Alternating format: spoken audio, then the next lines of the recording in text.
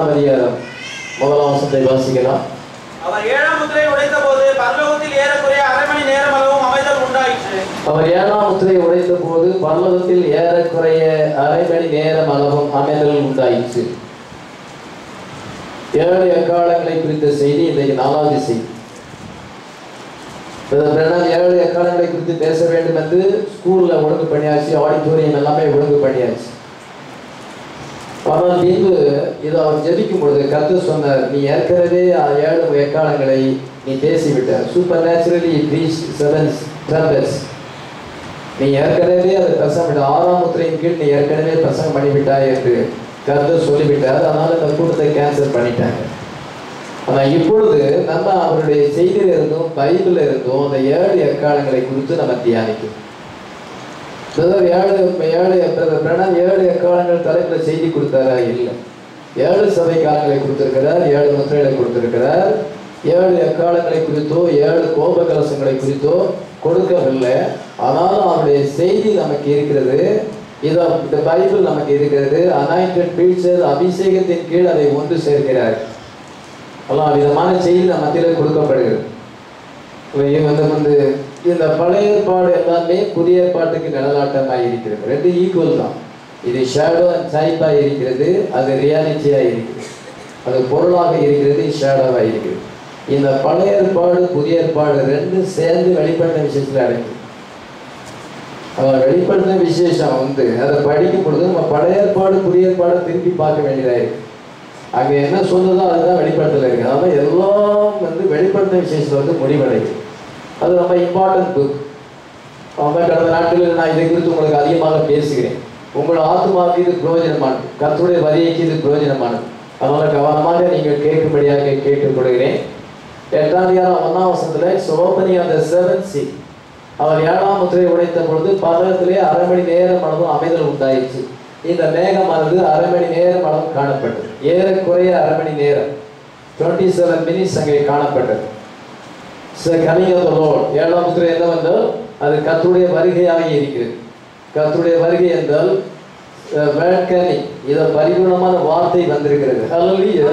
அவர் glorified பாடியில இன்னும் வரல. 7 தூதர்களோடு கிறிஸ்து அங்கே வந்த மேலே எடுத்துக்கொண்ட go to Jerusalem, the 7th mystery of the 7 seals will be revealed என்று அவருக்கு கமிஷன் கொடுக்கப்பட்டது. ஜெருசலேமுக்கு போ, 7 முத்திரைகள் அடங்கியிருக்க 7 ரகசியங்கள் வெளிப்படும் என்று சொன்னார். அவர் அங்கே காத்திருக்கும் பொழுது each angel came each day என்று சொல்கிறார். ஒவ்வொரு நாளும் ஒரு தூதன் ஒவ்வொரு முத்திரையாக வெளிப்படுத்தினார். 7 முத்திரைகளானது போதிக்கப்பட்டது. The anointed word came back through the mouth of the prophet.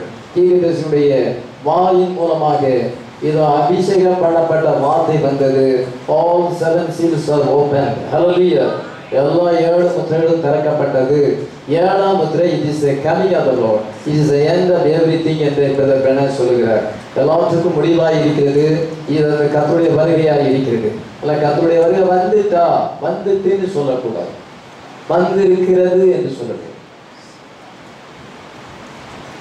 இந்த கதிங்க நம்ம கர்த்தருடைய வருகையில இருக்கிறோம், அந்த ப்ராசஸ்ல இருக்கிறோம். அது ஆரவாரம் சத்த எக்காலமாக இருக்குது. கர்த்தர் தானே ஆரவாரத்தோடும் பிரதானத்தோடைய சத்தத்தோடும் தேவ எக்காலத்தோடும் மாற்றது இறங்கி வருவார். இப்பொழுது நம்ம அந்த ப்ராசஸ்ல இருக்கிறோம். இதை ஒரு நாளிலே அவர் மகிமையில தோன்றும் பொழுது நம்ம எல்லாம் மேலே போயிடும். அப்ப கர்த்தருடைய வருகை வந்து விட்டது, முடிந்து விட்டதுன்னு அர்த்தம். It started but yet it is not finished. அது 2ஆம் வருகை ஆரம்பித்து விட்டது, ஆனால் அது இன்னும் முடியவில்லை. நம்ம மேலே போகும் பொழுது முடியும். இந்த விளக்கத்தை நீங்க சரியா தெரியலன்னா உங்களை பலர் குழப்புவார். விளக்கம் கரெக்டா இருக்கும். 1 Thessalonians 4:16-17, வெளிப்படுத்தல் 10:1, 1 Corinthians 15:51-52 the coming of the Lord குறித்து நம்ம வாசிக்கிறோம்.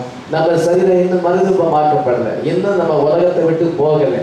நம்ம சரீரம் மறுரூபமாக்கப்பட்டு மேலே போனா செகண்ட் கமிங் இஸ் ஃபினிஷ். இப்பொழுது சவுண்ட் வாய்ஸ் ட்ரம்பாக இருக்கிறது. சவுண்ட் ஒரு கூட்டமான மக்களை கூட்டி சேர்க்கிறது. Voice is voice of resurrection. அது நம்முடைய ஆத்மாவை ஈர்ப்பிக்கிறது. ட்ரம்ப் அந்த உயிர்த்தெழுதலை கொண்டு வருகிறது. இங்கே இருக்கிற பசுத்தவான்கள் பிராய்களை மறுரூபப்படுத்தி 2 கூட்டத்தார் ஆகாயத்தில் அவரை சந்திக்கும். அப்பொழுது கிறிஸ்துக்குள் மரித்து முதல் எழுதியிருப்பார்கள். பின்பு உயிரோடு நாமும் கர்த்தருக்கு எதிர்கொண்டு போக மேகங்கள் அவரோடு கூட ஆகாயத்தில் எடுத்துக்கொள்ளப்பட்டு இவ்விதமாக எப்பொழுதும் கர்த்தரோடு கூட இருப்போம். இதோ உங்களுக்கு ஒரு ரகசியத்தை சொல்கிறேன், நாம் எல்லாரும் நித்திரை அடைவதில்லை, ஒரு நிமிஷத்திலே ஒரு இமைப்பொழுதிலே நாம் எல்லாரும் மறுரூபமாக்கப்படுவோம், எக்காலம் துணிக்கும், அப்பொழுது மரித்தோர் எழுந்திருப்பார்கள், உயிரோடு நாமும் மறுரூபமாக்கப்படுவோம் என்று 1 Corinthians 15:51 சொல்லப்படுகிறது. கடைசிய காலம் துணிக்கும் பொழுது நாம வந்து அந்த மறுரூபமாக்கப்படுவோம். 7th trumpet வந்து நமக்கு ராப்சரை கொண்டு வரும் என்று பரிசுத்த பவுல் நன்றாக சொல்லி இருக்கிறார். The first 4 trumpets, it deals with the earth, it deals with the heavens, it deals with the environment that man lives in. இத முதல் 4 எக்காலங்கள் வந்து பூமியோடு சம்பந்தப்பட்டது, வானத்தோடு சம்பந்தப்பட்டது, என்விரான்மெண்ட் சுற்றுச்சூழலோடு சம்பந்தப்பட்டது, ஈகாலஜிக்கல் சிஸ்டம், இது சுற்றுப்புறல் சூழலோடு சம்பந்தப்பட்டதாக இருக்கிறது. முதல் 4 ட்ரம்பட்ஸ். அதன் மீது 5வது 6வது 7வது எக்காலங்கள் வந்து first world war, second world war, third world war. கடந்த நாளில் நான் வந்து இந்த நெட்டில் பார்க்கும் பொழுது இந்த ஏப்ரல் மாதத்தில் 3ஆம் உலக யுத்தம் ஏற்படும் என்று சிலர் ப்ரெடிக்ட் பண்ணியிருக்கிறாங்க. 3ஆம் உலக யுத்தத்தை குறித்து நெட்டில் அநேக செய்திகள் இருக்கிறது. இதை என்றால் 3ஆம் உலக யுத்தம் சீக்கிரமாய் வரும் என்று எல்லாரும் எதிர்பார்த்து கொண்டிருக்கிறார். அதனால் நம்ம கடைசி காலத்தில் இருக்க 3ஆம் உலக யுத்தம் தான் அர்மகதோன் யுத்தம். 7th trumpet வந்து அது 3ஆம் உலக யுத்தமாக இருக்கிறது. அங்கே 6th trumpet வந்து 2ஆம் உலக யுத்தம். அங்கே 5வது எக்காலம் வந்து 1ஆம் உலக யுத்தம். வெளிப்படுத்தல் 8:10 பின்பு வானத்தின் மத்தியில் ஒரு தூதன் பறந்து வர கண்டேன். அவன் மகா சத்தமிட்டு, இனி எக்காலம் ஊத போகிற மற்ற தூதருடைய எக்கால சத்தங்களினால் பூமியில் குடியிருக்கிறவர்களுக்கு ஐயோ ஐயோ ஐயோ ஆபத்து வரும் என்று சொல்ல கேட்டேன். அதனால ஐயோ ஐயோ ஐயோ 3 முறை போட்டுருக்கு. 3 woes. அந்த 3 woes வந்து first world war, second world war, third war. கர்த்தர் சித்தமானால இந்த தொடர்ந்து அதை குறித்து நான் விளக்கமாக பேசுவேன். நாம் வந்து இதை first world war, second world வார் முடிந்து விட்டது. தேர்ட் வேர்ல்டு வார் இருக்கு. 2 ஐயோ பாஸ் ஆகிவிட்டது. 3வது ஐயோ எதிர்பார்க்கிறோம். வெளிப்படுத்தல் 9ஆம் அதிகாரத்திலே முதல் 11 வசனங்களிலே நம்ம முதலாவது ஐயோவை நம்ம பார்க்கிறோம். அது ஃபர்ஸ்ட் வேர்ல்டு வாரை குறிக்கிறது. சாத்தானுடைய பாதாள குழி திறக்கப்பட்டு இதை சாத்தானுடைய ஆவிகள் வெட்டுக்கிளிகள் பூமியில வருவதையும் எழுதப்பட்டிருக்கு. அதனால 2 விதம் இருக்குது. அது ஒன்லி ஃபர்ஸ்ட் வேர்ல்டு வாரை மட்டும் குறிக்கல. அது வந்து சாத்தானுடைய ஆவிகள் பின்பு வானென்றால் ஒரு வானத்திலிருந்து விழுந்த ஒரு நட்சத்திரத்தை கண்டேன். அவனுக்கு பாதாள குழியின் திறவுகோல் கொடுக்கப்பட்டது. அவன் பாதாள குழியை திறந்தால் அப்பொழுது பெருச்சூளையின் புகை போல அந்த குழியிலிருந்து புகை உண்டாயிற்று. அந்த குழியின் புகையினால சூரியனும் ஆகாயம் அந்தகாரப்பட்டது என்று எழுதப்படும் பொழுது அது கீ வந்து இட்ஸ் கீ ஆஃப் சயின்ஸ். இதை விஞ்ஞானமானது இதை உலகத்தில் வெளிப்பட்ட பொழுது 2ஆம் உலகத்துக்கு இருந்தது அட்வான்ஸ்மெண்ட் ஆஃப் சயின்ஸ் அங்கே ஏற்படும் பொழுது என்ன ஏற்படுது என்றால் அந்த அசுத்த ஆவிகள் இன்றைக்கு பாதாளத்திலிருந்து பூமிக்குள்ள வந்து இப்பொழுது இந்த பூமியானது ஹெல்லாக இருக்கிறது, பாதாளமாக இருக்கு. பாதாளம் ஓவர்ஃப்ளோ ஆகி இந்த பூமிக்குள்ள வந்துவிட்டது. அதையும் குறிக்கிறது, ஃபர்ஸ்ட் வேர்ல்டு வாரையும் குறிக்கிறது. அதன் மீது நீங்க வாசிக்கும் பொழுது 12ஆம் வசனத்திலிருந்து 21ஆம் வசனம் வரைக்கும் வாசிக்கும் பொழுது செகண்ட் கோவை குறித்து வாசிக்கிற 2வது ஐயோ அது செகண்ட் வேர்ல்டு வார். அங்கே அந்த குதிரைகள் வாயிலிருந்து அக்கினி புகை கந்தனையும் 3 புறப்பட்டது. அவைகள் வாயிலிருந்து புறப்பட்ட அக்கினி புகை கந்தனையும் 3 மனுஷங்க 3 கொல்லப்பட்டார்கள். அது செகண்ட் வேர்ல்டு வாரை குறிக்கிறது. அது மாத்திரமல்ல, இதோ பொற்பிடத்திலிருந்து ஒரு சத்தம் உண்டாகிறது. பொற்பிடத்தின் 4 கொம்புகளிலிருந்து ஒரு சத்தம் தோன்றி எக்காலத்தை பிடித்திருக்க 6ஆம் தூதனை நோக்கி ஐப்ராத்து என்ற நதி அண்டையில கட்டப்பட்டிருக்கிற அந்த 4 தூதர்களை அவிழ்த்து விடு என்று சொல்ல கேட்டேன். அப்பொழுது சென்றால் அந்த 4 தூதரும் அவிழ்த்து விடப்பட்டார்கள். குதிரை சேனைகளாகிய ராணுவனின் தொகை 20 கோடியாக இருந்தது. அவைகளின் தொகையை சொல்ல கேட்டேன் என்று அங்கே எழுதப்பட்டிருக்கும் பொழுது 20 கோடி 200 மில்லியன் டெவில்ஸ் அங்கே ரிலீஜியஸ் ஸ்பிரிட் அங்கே ரிலீஸ் ஆகுது. அதுவும் பாருங்க டெமனிக் ஸ்பிரிட் வருது. அதனால அது வெறும் செகண்ட் வேர்ல்டு வார் மட்டும் அந்த 6ஆம் எக்காலம் குறிப்பதில்லை. அங்கே ரிலீஜியஸ் ஸ்பிரிட் வந்து கிளாசிக்கல் ஸ்பிரிட் இன்னைக்கு உலகத்தில் வந்திருக்கு. அந்த கள்ள ஆவிகள் வந்து இன்னைக்கு வந்து என்ன என்றால் உலகத்துல பரவி அநேகரை வஞ்சித்து கொண்டிருக்கிறது. அந்த ஸ்பிரிட் வந்து உலகத்துக்குள்ளே வந்திருக்கிறதை குறிக்கிறது. 7ஆம் எக்காலத்தை எடுத்துக்கொள்ளும் பொழுது இது வெளிப்படுத்தல் 16ஆம் அதிகாரம் 15 19 வரைக்கும் 7ஆம் எக்காலத்தை வாசிக்கிறோம். பின்பு 7ஆம் தூதன் எக்காலம் ஊதினா அப்பொழுது உலகத்தின் ராஜ்யங்கள் நம்முடைய கர்த்தருக்கும் அவருடைய கிறிஸ்துவுடைய ராஜ்யங்கள் ஆயின என்று கெம்பீர சத்தங்கள் வானத்திலே உண்டாயிற்று. அப்ப என்னென்றால் உலகத்தின் ராஜ்யம் மனுஷனுடைய ஆளுகை முடிவடைந்து தேவனுடைய ராஜ்யம் உலகத்திலே ஸ்தாபிக்கப்படுகிறது. ஆமென். அது வந்து எது? மில்லேனியம். இப்பொழுது நம்ம என்ன ஜெபிக்கணும்? இயேசுவே உம்முடைய ராஜ்யம் வருவதாக. ஹல்லேலூயா. உம்முடைய சித்தம் பரலோகத்திலே செய்யப்படுவது போல இந்த பூமியிலே செய்யப்படுவதாக. உலகமான அரசியல் கட்சியில போய் சிக்கி விடக்கூடாது. தேவனுடைய ராஜ்யம் வர வேண்டிய நேரம். அந்த நேரத்தில் அரசியல் கட்சியில சிக்கி கொள்றவங்க அவங்க கைவிடப்பட்டு உபத்திர காலத்துல அட்டாமிக் ஃபயரால சாம்பலாக மாறுவார். நம்ம வந்து அவங்களுடைய சாம்பலின் மேல் நடப்போம் என்று பைபிள்ல சொல்லப்பட்டது. கடைசி காலத்துல ஆத்மாவை நஷ்டப்பட்டு உண்டு. அந்த ஜூதாஸ் கடைசி நேரத்துல பின்வாங்கி போனோம். பரபஞ்சத்தின் மேல் வாஞ்ச வைத்து தேமா போயிட்டான். இதை யூதாஸ் காரியத்தில் 30 வெள்ளிக்காசுக்கு ஆசைப்பட்டு போய்விட்டான். அது நடக்குமா? நடக்கும். லோத்தின் மனைவி தின்னிட்டு பார்த்து உப்பு தூண் ஆனாள். இதை லோத்து வந்து ஆபிரகாம் கூட இருந்த லோத்து பிரிஞ்சு போனாலும் சில பீப்புள் பேக் ரைடிங் ஆவாங்க. உலகம் அவர்களை வஞ்சிக்கும். இதை கர்த்தருடைய ராஜ்யத்தில் பங்கு பெறாம முடியும் பொழுது பரிதாபமான ஒரு நிலைமை, பரிதபிக்கப்பட்ட ஒரு நிலைமையை அடைவார். தேவனுடைய வார்த்தை விளையாட்டு கேடுதல்ல, அது ரியலா நடக்க போகுது. ஹல்லேலூயா. ஆனால் 7ஆம் எக்காலம் எதை குறிக்கிறது? அது பக்கத்து யுத்தத்தை குறிக்கிறது, வேர்ல்டு வாரை குறிக்கிறது, அது மில்லேனியத்தையும் குறிக்கிறது. அதனால பாருங்க, ஒண்ணுல 2 அர்த்தங்கள் இருக்கிறது, 2 சம்பவங்களுக்கு அடங்கும். அப்ப 12ஆம் வருஷத்தை என்ன வச்சுக்கணும்? மரித்தோர் நியாய தீர்ப்பு அடைவதற்கும் இதோடைய தீர்க்கதரிசியாக ஊழியக்காரருக்கும் பசுத்தவான்களுக்கும் நாமத்தின் மேல் பெயர் வைத்தாத சிறியோர் பெரியோருக்கு பலன் அளிக்கிறதுக்கும் பூமியை கெடுத்தவர்களை கெடுப்பதற்கு காலம் வந்தது. பாருங்க, அங்க வந்து பூமியை கெடுத்தவர்களை கெடுப்பதற்கு, அதான் அற்புதம் யுத்தம்.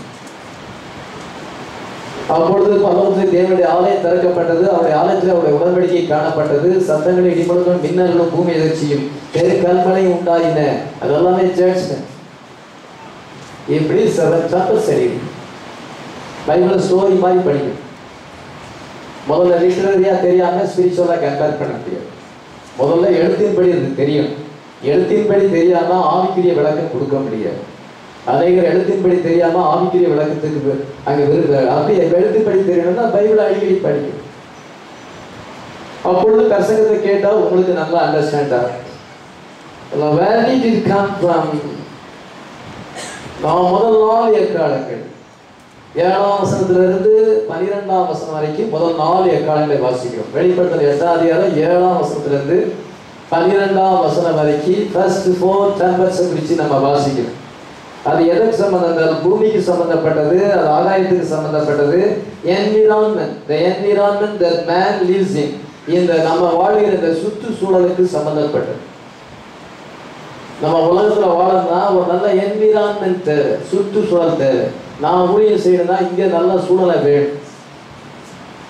ஏதோ ஒரு மனைவி தன்னுடைய மேரேஜ் முடிச்ச ஒரு பெண் வந்து இன்னொரு வீட்டுல போய் வாழணும்னா அங்க ஒரு நல்ல சூழலையை கணவன் உருவாக்க வேண்டும். ஏதோ பிள்ளைகள் அந்த நல்ல மாதிரி வாழ்வதற்கு நம்ம ஒரு ஆவிக்குரிய சூழலையை குடும்பத்துல ஏற்படுத்த வேண்டும். நான் இங்கே ஒரு ஆவிக்குரிய சூழலை ஏற்பட்டால்தான், அதை ஏற்படுத்தினால்தான் நீங்க வந்து இங்க ஆராதிக்க முடியும். நமக்கு வந்து சூழ்நிலைகள் சரியாக இருக்க வேண்டும். சுற்றுச்சூழல் சரியாக இருந்தால் தான் நம்ம வாழ முடியும். அதான் என்விரான்மெண்ட் பார்க்கிறோம். என்விரான்மெண்ட் மிக முக்கியமானது. இதெல்லாமே எங்க நம்ம பார்க்கிறோம்னா ஆதியாகமத்துக்கு போகிறோம். இந்த வெளிப்பட்ட விசேஷம் நம்மளை ஆதியாகமத்துக்கு கொண்டு செல்லும். அதனால தான் 2 பாகத்தை நான் வாசித்திருக்கிறேன். we go back to Genesis. இந்த சுற்றுச்சூழல் பாதிக்கப்படுவதை நம்ம கவனிக்கும் பொழுது ஆதியிலே ஆண்டவர் எப்படி உண்டாக்கினார் என்று நம்ம அங்கே போய் பார்க்க வேண்டியது. இன்னைக்கு அதை தான் பார்க்க போறோம். In the beginning God created the heavens and the earth. ஆதியாகமம் 1ஆம் அதிகாரம் 1ஆம் வசனத்திலே ஆதியிலே தேவன் வானத்தையும் பூமியையும் உண்டாக்கினார். அதன் பின்பு ஆதியாகமம் 1ஆம் அதிகாரம் 16ஆம் வசனத்தை வாசிக்கலாம். அப்பொழுது தேவன் பூமியானது புல்லையும் விதையும் பிறப்பிக்கும் பூண்டுகளையும் பூமியின் மேல் தங்கள் விதையுடைய கனிகளை தங்கள் ஜாதியின்படியே கொடுக்கும் கனி விருட்சங்களையும் முளைப்பிக்க கடவுள் என்றார். அது அப்படியே ஆயிற்று. இதற்கு 1ஆம் நாளிலே வெளிச்சத்தை உண்டாக்கினார். 2ஆம் நாளிலே வெட்டாந்தரை பூமி சமுத்திரத்தையும் அந்த வெவ்வேறாக பிரித்தார். அதன் பின்பு 3ஆம் நாளிலே இந்த பாடி லைஃப், இதை தாவர வர்க்கங்களை கனி மரங்களையும் உண்டாக்கினார். அதன் பின்பு 4ஆம் நாளிலே சூரிய சந்திர நட்சத்திரங்களை ஏற்படுத்தினார். 5ஆம் நாளிலே என்ன சென்றால் அந்த மீன்கள் பறவைகளை உண்டாக்கினார். 6ஆம் நாளிலே காட்டு மிருகங்கள் நாட்டு மிருகங்கள் கடைசியாக மனுஷனை உண்டாக்கினார். இப்படியாக 6 நாட்கள் எல்லாத்தையும் சிரிச்சிட்டு ஆண்டவர் பார்த்தார், எல்லாமே மிக நன்றாக இருந்தது. அவர் ரொம்ப திருப்தி அடைந்தனால அவரை ரெஸ்ட்ல போயிட்டார். 7ஆம் நாளில் அவர் ஓய்ந்திருந்தார். கர்த்தர் தாம் உண்டாக்கின எல்லாவற்றையும் பார்க்கும் பொழுது மிகவும் நன்றாய் நல்ல சுற்றுச்சூழல் இருக்கு. ஒவ்வொரு சிருஷ்டிகள் ஒன்றோடு ஒன்று இசைவாக ஹார்மோனியாக அது எல்லாம் ரொம்ப அருமையான சூழலில் இருந்தது. அதுதான் ஆண்டவர் இந்த உலகத்தை அமிதமா உண்டாக்கி வச்சிருந்தாரு. இந்த பாட்டினி லைஃப் என்ன செய்தால் அதன் பின்பு என்ன செய்தால் அந்த animal life, bird life, marine life, இது அதன் பின்பு என்ன செய்தால் இதை மனுஷனை உண்டாக்கி எல்லாமே ரொம்ப அருமையா அந்த உலகத்தை செட் பண்ணியிருந்தார். மனுஷன் இன்னைக்கு எல்லாத்தையும் கெடுப்போம். அவன் மனுஷன் கெடுத்ததை தான் அந்த 4 எக்காலங்களில் வாசி. முதலாவது அவன் பூமியை கெடுத்தான், 2வது அவன் சமுத்திரத்தை கெடுத்தான், 3வது நீரூற்றுகளையும் ஃப்ரெஷ் வாட்டரை கெடுத்தான், பின்பு சூரிய சந்திர நட்சத்திரங்களை கெடுத்து போட்டான். அவர் எல்லாத்தையுமே கரெக்டா ப்ராப்பரா வச்சிருந்தாரு. ஆனால் இது எப்படி இது கெட்டு போயிட்டு பார்க்கும்போது நம்ம ஆதியாகம் 1ஆம் பார்க்கும் பொழுது ஆண்டவர் எப்படி வச்சிருந்தார்? அவர் இப்படியா வச்சிருந்தார்? இன்னைக்கு இருக்கிற உலகத்தை மாதிரியா வச்சிருந்தார்? இப்படி வெயில் அடிக்கையா ஆண்டவர் வச்சிருந்தாரு? உலகமே ஏர் கண்டிஷனா தான் இருந்துச்சு. அவர் கர்த்தர் என்ன செஞ்சார்? அந்த எல்லாத்தையும் அருமையாக உண்டாக்கினார். ஆனால் இவரோட எல்லாத்தையும் ஒரு சுற்றுச்சூழல்ல எல்லாத்தையும் அதனுடைய இதோ நிலைமையில வச்சு மனுஷன் சந்தோஷமாய் வாழ்வதற்கும் ஆண்டவர் இந்த பூமியில மனுஷனோடு கான்டாக்ட் பண்ணுவதற்கும் பரலோகமும் பூலோகமும் 2 இணைஞ்சு இருந்தது. இப்போ அது தூரத்துல இருக்கு, நம்ம அதை அப்ரோச் பண்ண முடியாததுக்கு. அன்னைக்கு இவ்விதமாக இருந்து நல்ல சுற்றுச்சூழல் இருந்தது. ஆண்டவர் அங்க அவங்க கூட பேசுறதுக்கு நல்ல சூழ்நிலை இருந்தது. ஆனா மனுஷன் எல்லாத்தையும் சாம்பர் பண்ணி விட்டான், எல்லாத்தையும் கெடுத்து போட்டு விட்டான், எல்லாத்தையும் வேண்டாத வேலைகள் செய்து இந்த பூமியையும் சமுத்திரத்தையும் ஆகாயத்தையும் கெடுத்து போட்டதால இன்னைக்கு எல்லாமே பொல்யூட்டட் கண்டிஷன்ல இருக்கிறது, தாறுமாறான சூழல் இருக்குது. அதனால மனுஷன் வாழ முடியாத சூழ்நிலை, பறவைகள் மிருகங்கள் வாழ முடியாத ஒரு சூழ்நிலையை மனுஷன் இந்த பூமியை கெடுத்தான். பூமியை கெடுத்தவர்களை கெடுப்பதற்கு காலம் வந்தது. எப்பொழுது? 7ஆம் எக்காலம். இந்த 11ஆம் வசனத்துல என்ன வாசிக்கிறோம்? பூமியானது புல்லையும், cross, and God said that the earth bring forth grass, the herb yielding seed, the fruit tree. இதோ fruit tree வர வேண்டும், herbs மர செடிகள் வர வேண்டும், இதோ புல் பசு புல்லையும் அவர் தங்கள் ஜாதியின்படியே தப்பிக்க கடவுள் என்று வார்த்தையை உரைத்தார். வேர்டு சீடா இருக்கிறது. அந்த சீட் மேனிஃபெஸ்டேஷனை கொண்டு வந்தது. God made the grass. புல்லை யார் உண்டாக்கினா? கர்த்தர் உண்டாக்கினார். Hallelujah. He knew he was going to have animals. ஆண்டவருக்கு தெரியும் மிருகங்கள் வரப்போகுது. இன்னும் மிருகம் வரல. மிருகம் வர்றதுக்கு முன்னாடி புல்லை உண்டாக்கிறார். மிருகங்கள் வரப்போகுது. அந்த மிருகங்களுக்கு ஆகாரம் புல்லு வேணும். அதனால முதலாவது புல்லை உண்டு பண்ணிட்டு அதுக்கு பிறகு மிருகத்தை உண்டாக்கிறார். தேவனுடைய ஞானத்தை பாருங்க. மனுஷனுடைய ஞானத்தை காட்டு தேவனுடைய ஞானம் மகா பெரியது. Hallelujah. நம்ம எல்லாம் படிச்சாலும் என்ன படிச்சாலும் நம்முடைய ஞானம் குறைவுள்ளது. தேவன் என்ன செய்த? முதலாவது கிராஸை உண்டாக்கி புல்லை உண்டாக்கி அவருக்கு தெரியும் என்ன சென்றால் அவர் அனிமல்ஸ் உண்டாக்க போறார். அவருடைய சிந்தனை இருக்கிறது. அதனால அவர் அனிமல்ஸ் உண்டாக்குறதுனா கிராஸ் உண்டாக்கினார். டிஃபரண்ட் டைப் ஆஃப் கிராஸ் இருக்குது, டிஃபரண்ட் டைப் ஆஃப் அனிமல்ஸ் வரப்போகிறது, வித்தியாசமான மிருகங்கள் வரப்போகுது. ஒவ்வொரு மிருகமும் ஒவ்வொரு சாப்பிடும், அது வேற வேறமான புல்லை சாப்பிடும். அதனால டிஃபரண்ட் டைப் ஆஃப் கிராஸை ஏற்படுத்தினார். டிஃபரண்ட் டைப் ஆஃப் அனிமல்ஸ் வரப்போகிறது. அதெல்லாம் நம்ம சாப்பிடுவதற்காக ஆண்டவர் என்ன செய்தார் என்றால் அந்த புல்லை முளைக்க பண்ணினார். The great mystery in the back part of God's mind. தேவனுடைய சிந்தைக்குள் மறைந்திருந்த அந்த ரகசியமானது இப்பொழுது வார்த்தையை உரைக்கும் பொழுது அது வெளிப்படுகிறது. ஆமென். அதன் மீது மேரின் லைஃபை கொண்டு வருகிறார். மெரைன் லைஃப் என்ன சென்றால் இது சமுத்திரமானது அது மீன்களை அது உண்டாக்க கடவுது என்று சொல்லுகிறார். He was bringing up animal life. அதன் பின்பு ஒரு animal life மிருக ஜீவன்களை அவர் உண்டாக்கினார். அவர் தமக்குள்ளே அதை தீர்மானித்திருந்தார்.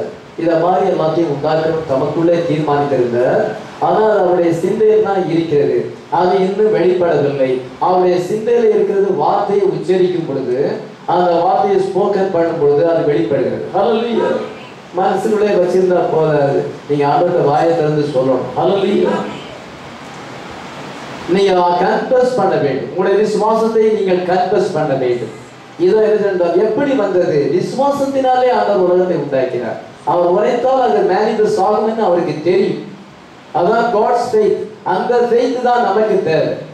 நீங்க விசுவாசத்தை அறிக்கை செய்தால் தேவன் உங்களுடைய அறிக்கையின்படி செயல்பட பிரதான ஆசாரியராக இருக்கிறார். ஹல்லேலூயா. அவர் தமக்குள்ளே தீர்மானித்திருந்தார் என்று பைபிள்ல வாசிக்கிறோம். எபேசியர் 1:10 தமக்குள்ளே தீர்மானித்திருந்த தம்முடைய தயவுள்ள சித்தத்தின் ரகசியத்தை எங்களுக்கு அறிவித்தார். இத தமக்குள்ளே தீர்மானித்திருந்தார். The mystery of his will according to his good pleasure which he had purposed in himself. தமக்குள்ளே தீர்மானித்திருந்த ரகசியத்தை ஆண்டவர் இந்த கடைசி காலத்தில் வெளிப்படுத்தியிருக்கிறார். ஹல்லேலூயா. அவருக்கு மட்டும் தான் தெரியும், வேற யாருக்கும் தெரியாது. சீக்ரெட் வந்து ஹார்ட்ல இருக்கு. மிஸ்ட்ரி வந்து ஹார்ட்ல இருக்குது.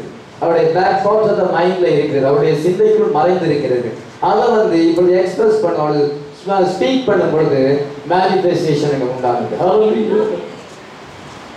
அவர் தமக்குள்ளே தீர்மானித்திருந்தார். டினாமினேஷன் பீப்புள் என்ன நினைக்கிறாங்க? பிதா இருக்கிறாரு, குமாரன் இருக்கிறாரு, பசுத்தாவியான் இருக்கிறார். பிதா வந்து ஓல்டு மேனா இருக்கிறார், நரைச்சி போன முடியும், நரைச்சி போன தாடி வச்சிருக்கிறாரு. இதோ இயேசு கிறிஸ்து குமாரன் வந்து எங்க இருக்கிறாரு, பசுத்தாவியானவர் வேலைக்காரன் போல இருக்கிறாரு. இதை 3 பேரும் பிளான் பண்ணாங்க. எப்படி பிளான் பண்ணாங்க? மனுஷன் விழுந்து போனான், எப்படி மனுஷனை மீட்டு இருக்கு.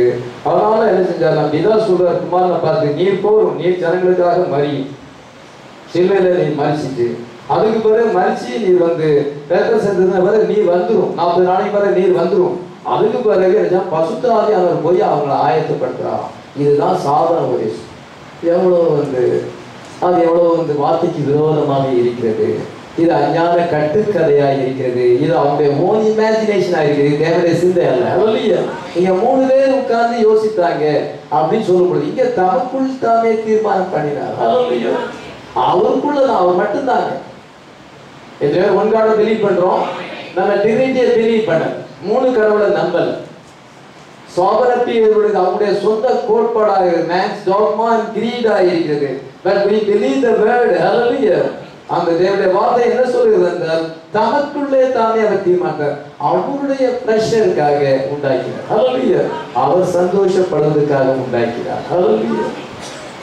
for his own pleasure and purpose in himself. தமக்குள்ளே தீர்மானித்திருந்த அவர் தன்னுடைய சொந்த விருப்பத்துக்காக, தன்னுடைய சொந்த சந்தோஷத்துக்காக உங்களை உண்டாக்கினார். hallelujah. எத்தனை பேர் கர்த்தரை நாம் பிரியப்படுத்துறோம்? அவரை சந்தோஷப்படுத்துறோம். அவரை சந்தோஷப்படுத்தணும்னா பாசரை முதலாவது பாசருக்கே திருப்தி வரணும்னா பிறகு கர்த்தரை எப்படி சந்தோஷப்படுத்த முடியும்? பாசர் பார்க்கறத விட ஆண்டவர் ரொம்ப மைன்யூட்டா பார்க்கிறாரு. அதனால நம்ம எல்லாரும் ஒருவரை ஒருவர் சந்தோஷப்படுத்துறாங்க. என்ன சந்தோஷம்? உலகப்பிரமான சந்தோஷமா, பாவ சந்தோஷமா? இதை ஆதியில கழிவுறணும். ஹல்லேலூயா. ஒருவரை ஒருவர் பக்தி வித்தெடுக்க ஏதுவாக இருக்க வேண்டும். நம்ம தேவனை பிரியப்படுத்த வேண்டும். ஹல்லேலூயா. விசுவாசம் இல்லாமல் தேவனுக்கு பிரியமா இருப்பது கூடாது. ஆனால் அவர் திங்கிங் பண்ண, அவர் முதலாவது அவருடைய திங்கிங்ல இருந்தது, 2வது அவர் வார்த்தையை உரைத்தார், 3வது அது காட்சியிலே வந்தது, மேனிஃபெஸ்டேஷன் வந்தது. ஹல்லேலூயா. அதெல்லாம் பார்க்கிற இங்க பைபிள் என்ன வாசிக்கிறோம்? 5 முறை வாசிக்கிறோம். இதை 2ஆம் நாள்ல அவர் என்ன செய்தார் என்றால் எல்லாத்தையும் பார்க்கிறார். நல்லது, இஸ் குட். ஹல்லேலூயா. அதை பார்க்கிறார். அவருக்கே ரொம்ப எக்ஸைட்மெண்ட் ஏற்பட்டு விட்டது. எவ்வளவு அழகா இருக்குது, பூமி எவ்வளவு அழகா இருக்கிறது, ஏதோ இந்த சமுத்திரம் எவ்வளவு அழகா இருக்குது. சமுத்திரம் வந்து பூமியை சுற்றி இருக்கு. அதெல்லாம் பார்க்கிறார், அது அழகா இருக்கிறது. பின்பு சூரிய சந்திரன் நட்சத்திரங்களை உண்டாக்கிறார், அதை பார்க்கிறார், ரொம்ப அழகாக இருக்கிறது. ஹல்லேலூயா. சனுக்கு ஒரு பிளேஸ் கொடுத்திருக்கிறார், மூணுக்கு ஒரு பிளேஸ் கொடுத்திருக்கிறார், நட்சத்திரங்களுக்கு ஒரு பிளேஸ் கொடுத்திருக்கிறார். எல்லாம் அந்த இடத்துல அவர் செட் பண்ணி பார்க்கும் பொழுது மிகவும் நன்றாக இருந்தது. ஹல்லேலூயா. இது மரைன் லைஃபை கொண்டு வரும் பொழுது, ஏதோ அந்த சமுத்திரத்துல சாஃப்ட் வாட்டர்ல இருக்கிற அந்த மீன்களை கொண்டு வரும் பொழுது ரொம்ப அழகாக இருந்தது. ஹல்லேலூயா. அதன் பின்பு அவர் வந்து காட்டு மிருகங்களை, நாட்டு மிருகங்களை உண்டாக்கி அவர் கடைசியாக மனுஷனை உண்டாக்கும் பொழுது மிகவும் நன்றாக இருந்தது என்று சொன்னார். 31 வசனம். அப்பொழுது தேவன் தாம் உண்டாக்கின எல்லாவற்றையும் பார்த்தார், அது மிகவும் நன்றாக இருந்தது. சாயங்காலம் விடிய காலம் ஆகி 6ஆம் நாள் ஆயிற்று. எல்லாத்தையும் உண்டாக்கிட்டு இட் இஸ் குட் என்று சொன்னவர் கடைசியா மனுஷனை உண்டாக்கின பொழுது it is so good, it is very good என்று சொன்னார். ஹல்லேலூயா. ஆண்டவர் அதை பிரியப்பட்டார். நம்ம ஒரு தோட்டத்தை உண்டாக்கி செடிலாம் வச்சு அதை போய் பார்க்கிறோம். எந்த பூல அழகா பூத்திருக்கு, நமக்கு ஒரு சந்தோஷம். அல்லேலூயா. அதே போல தேவன் எல்லாத்தையும் உண்டாக்கிட்டு அதை பார்த்து is very good, it is so good. அல்லேலூயா. சந்தோஷப்பட்டார். பசங்க நல்லா கவனிக்கீங்க எப்படி அது பிரதர்சி வருதுன்னு பாருங்க. ஆதியாகமம் 1ஆம் அதிகாரத்துல தேவனாய் தேவன் தேவன் என்று காட் காட் காட் அப்படின்னு போட்டு, ஆதியாகமம் 2ஆம் அதிகாரம் 4ஆம் வசனத்துல போனது தேவனாகிய கர்த்தர் the Lord God அப்படின்னாரு. 2ஆம் அதிகாரம் 3-4 வாசிங்க. தேவன் தாம் சிருஷ்டித்து உண்டு பண்ணின தம்முடைய கிரியைகளை எல்லாம் முடித்த பின்பு அதிலே ஓய்ந்திருந்தபடியால் தேவன் 7ஆம் நாளை ஆசீர்வதித்து அதை பரிசுத்தமாக்கினார். தேவனாகிய கர்த்தர் பூமியையும் வானத்தையும் உண்டாக்கின நாளிலே வானம் பூமியும் சிருஷ்டிக்கப்பட்ட வரலாறு இவைகளே. சரி, போதும். அவர் எல்லாத்தையும் உண்டாக்கினாங்க. தேவன் தேவன் தான் போட்டிருக்கு 3ஆம் வசனம். 4ஆம் வசனம் வரும்பொழுது லார்ட் காட் தேவனாகிய கர்த்தர் என்று சொல்றது. அவர் எல்லாத்தையும் உண்டாக்கின பின்பு கடைசியா ஆடாம் இங்க கொண்டு வரும் பொழுது, தம்முடைய குமாரனை இங்க கொண்டு வரும் பொழுது, அதுல இருந்து அவர் என்ன சொல்லுகிறார் என்றால், அந்த 2ஆம் அதிகாரத்துல 25 வசனம் இருக்குது. 25 வசனத்தை நான் வாசிக்கும் பொழுது 9 இடத்துல இருந்து அதன் பின்பு 4ஆம் வசனத்துல இருந்து தேவனாகிய கர்த்தர் தேவனாகிய கர்த்தர்னு போட்டு, 1ஆம் அதிகாரத்துல தேவன் தேவன் எழுதும் பொழுது அது 2ஆம் அதிகாரம் 3ஆம் வசனத்தோடு தேவன்கிறது முடிவடைந்து 4ஆம் வசனத்துல இருந்து தேவனாகிய கர்த்தர் the Lord God the Lord God என்று எழுதி. ஏன் அப்படி எழுதியிருக்குது? இப்பொழுது அவருடைய ஃபேமிலி அங்க வந்து விட்டது. ஹல்லேலூயா. இது வரைக்கும் யெகோவா இருந்த இதை என்றால் தேவன் ஆவியா இருந்தவர், இதோ கிரைஸ்டாக அவர் வந்து தியோபனியாக அவர் மாறினார், வேர்டாக மாறினார். அந்த ஆவிக்குரிய சரீரத்தை வந்து எல்லாத்தையும் உண்டாக்கினார். Christ created everything. ஹல்லேலூயா. எல்லாத்தையும் அவர் வந்து தியோபனியில் அவர் உருவாக்கினார். அதனால அவர் தேவன் என்று அழைக்கப்பட்டார். இப்பொழுது அவருக்கு ஒரு ஃபேமிலி வந்துவிட்டது. அங்கே ஒரு ஈக்குவாலிட்டி அங்கே உண்டாக்குறார், ஒரு என்விரான்மெண்ட் அங்கே உண்டாக்குறார். இதை தாவரங்கள், மிருக ஜீவன்கள், மரைன் லைஃப், இது பேர்ட்ஸ் அண்ட் அனிமல்ஸ், இதை கடைசியாக அவருடைய குமாரன் அந்த ஆடம் வரும் பொழுது இப்பொழுது அவர் ஜெகோவா காட் என்று அழைக்கப்படுகிறார். தேவனாகிய கர்த்தர் என்றால் காட் வித் ஹிஸ் ஃபேமிலி. ஹல்லேலூயா. அவருக்கு என்ன விருப்பம்? தம்முடைய குடும்பத்தோடு வாசம் பண்ணுறது. ஹல்லேலூயா. தனியாகவே இருந்தவர், இதோ தனியாக இருக்க அவருக்கு விருப்பம் இல்லை, அவர் குடும்பத்தோடு வாசம் பண்ண விரும்புகிறார். ஹல்லேலூயா. எத்தனை நம்ம கம்பேனியனை லைக் பண்றோம். இப்போ நம்ம எதுக்கு வந்திருக்கோம்? தேவனோட பிள்ளைகளோட ஐக்கியப்படணும். ஹல்லேலூயா. We like fellowship. Hallelujah. Fellowship around the word of God. Hallelujah. தேவனுடைய பிள்ளைகளாக நம்ம ஐக்கியப்பட விரும்புகிறோம். தேவனுடைய வார்த்தையை சுற்றி ஐக்கியப்பட விரும்புகிறோம். தேவனுடைய வாஞ்சி அதுதான். இது அவர் ஒரு சிருஷ்டிப்பை கொண்டார், சென்று தம்முடைய குமாரனை கொண்டார். God with his family. தேவனாகிய கர்த்தர் the Lord God என்று அழைக்கப்பட்டார். Hallelujah.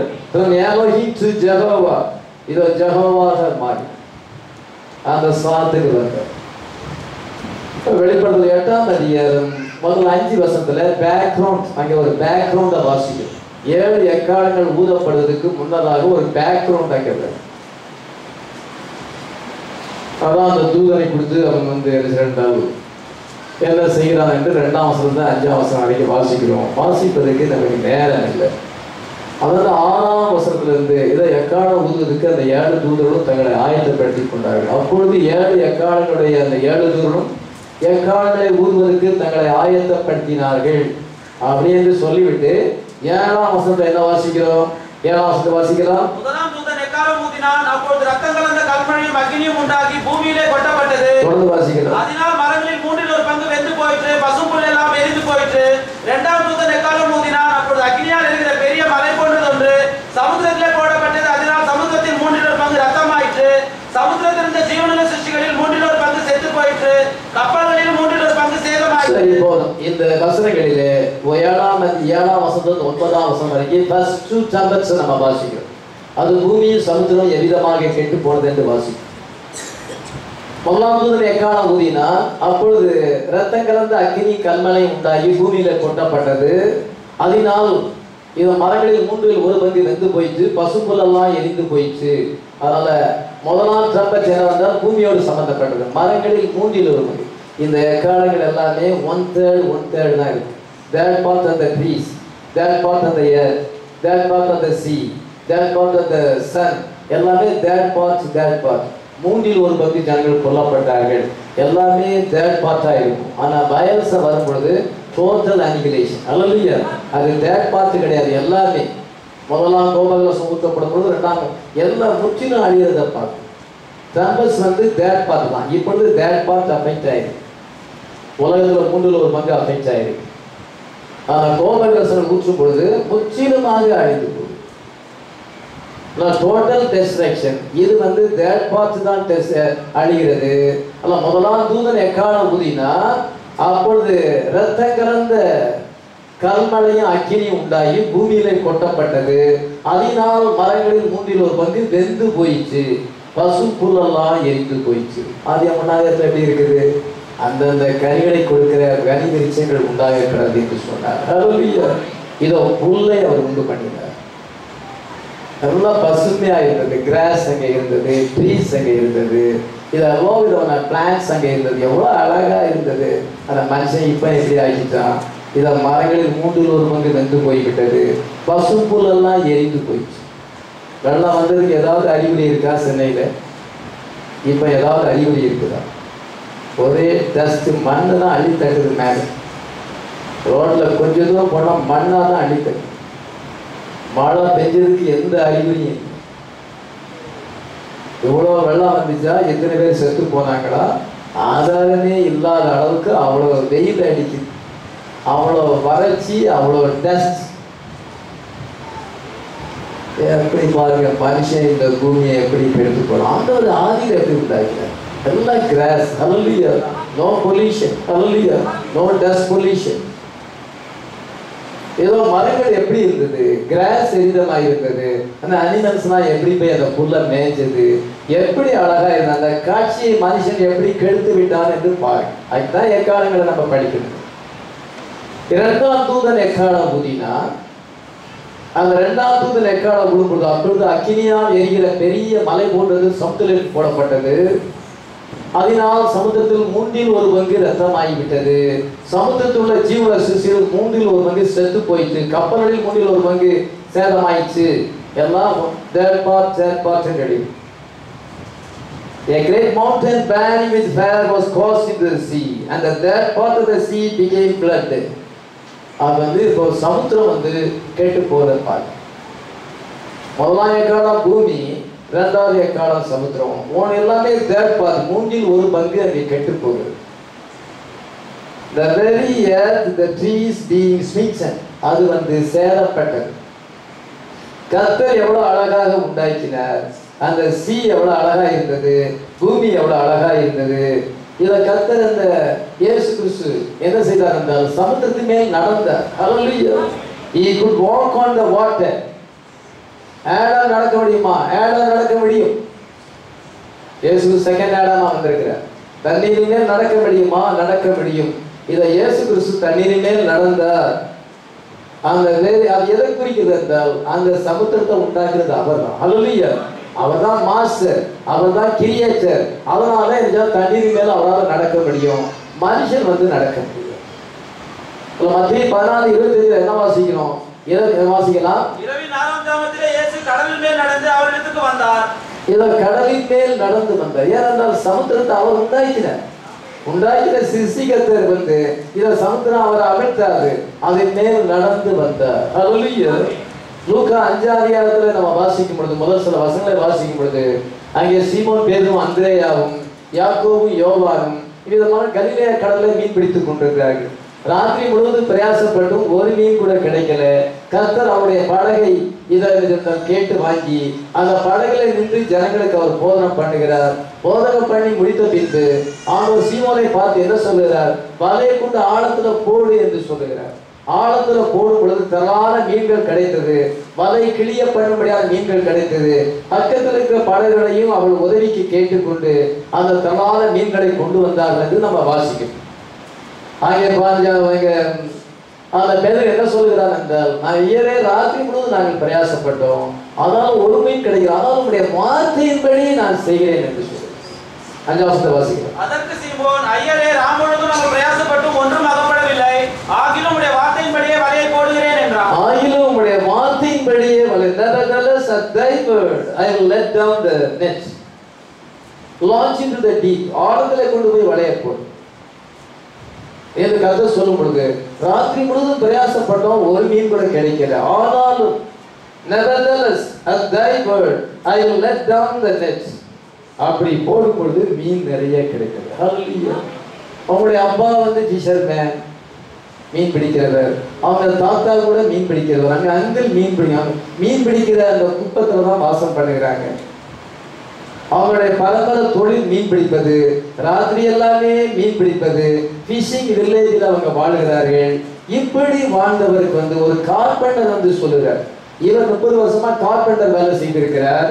இந்த கார்பெண்டருக்கு கடலை பற்றி என்ன தெரியும், மீனை பற்றி என்ன தெரியும்? எங்களுக்கு எவ்வளோ எக்ஸ்பீரியன்ஸ் இருக்கிறது, ஆனால் எங்கள் எக்ஸ்பீரியன்ஸின் படி ஒரு மீன் கிடைக்கல. ஆனால் இந்த கார்பெண்டருக்கு என்ன தெரியும் என்று அவன் நினைத்திருக்க கூடும்.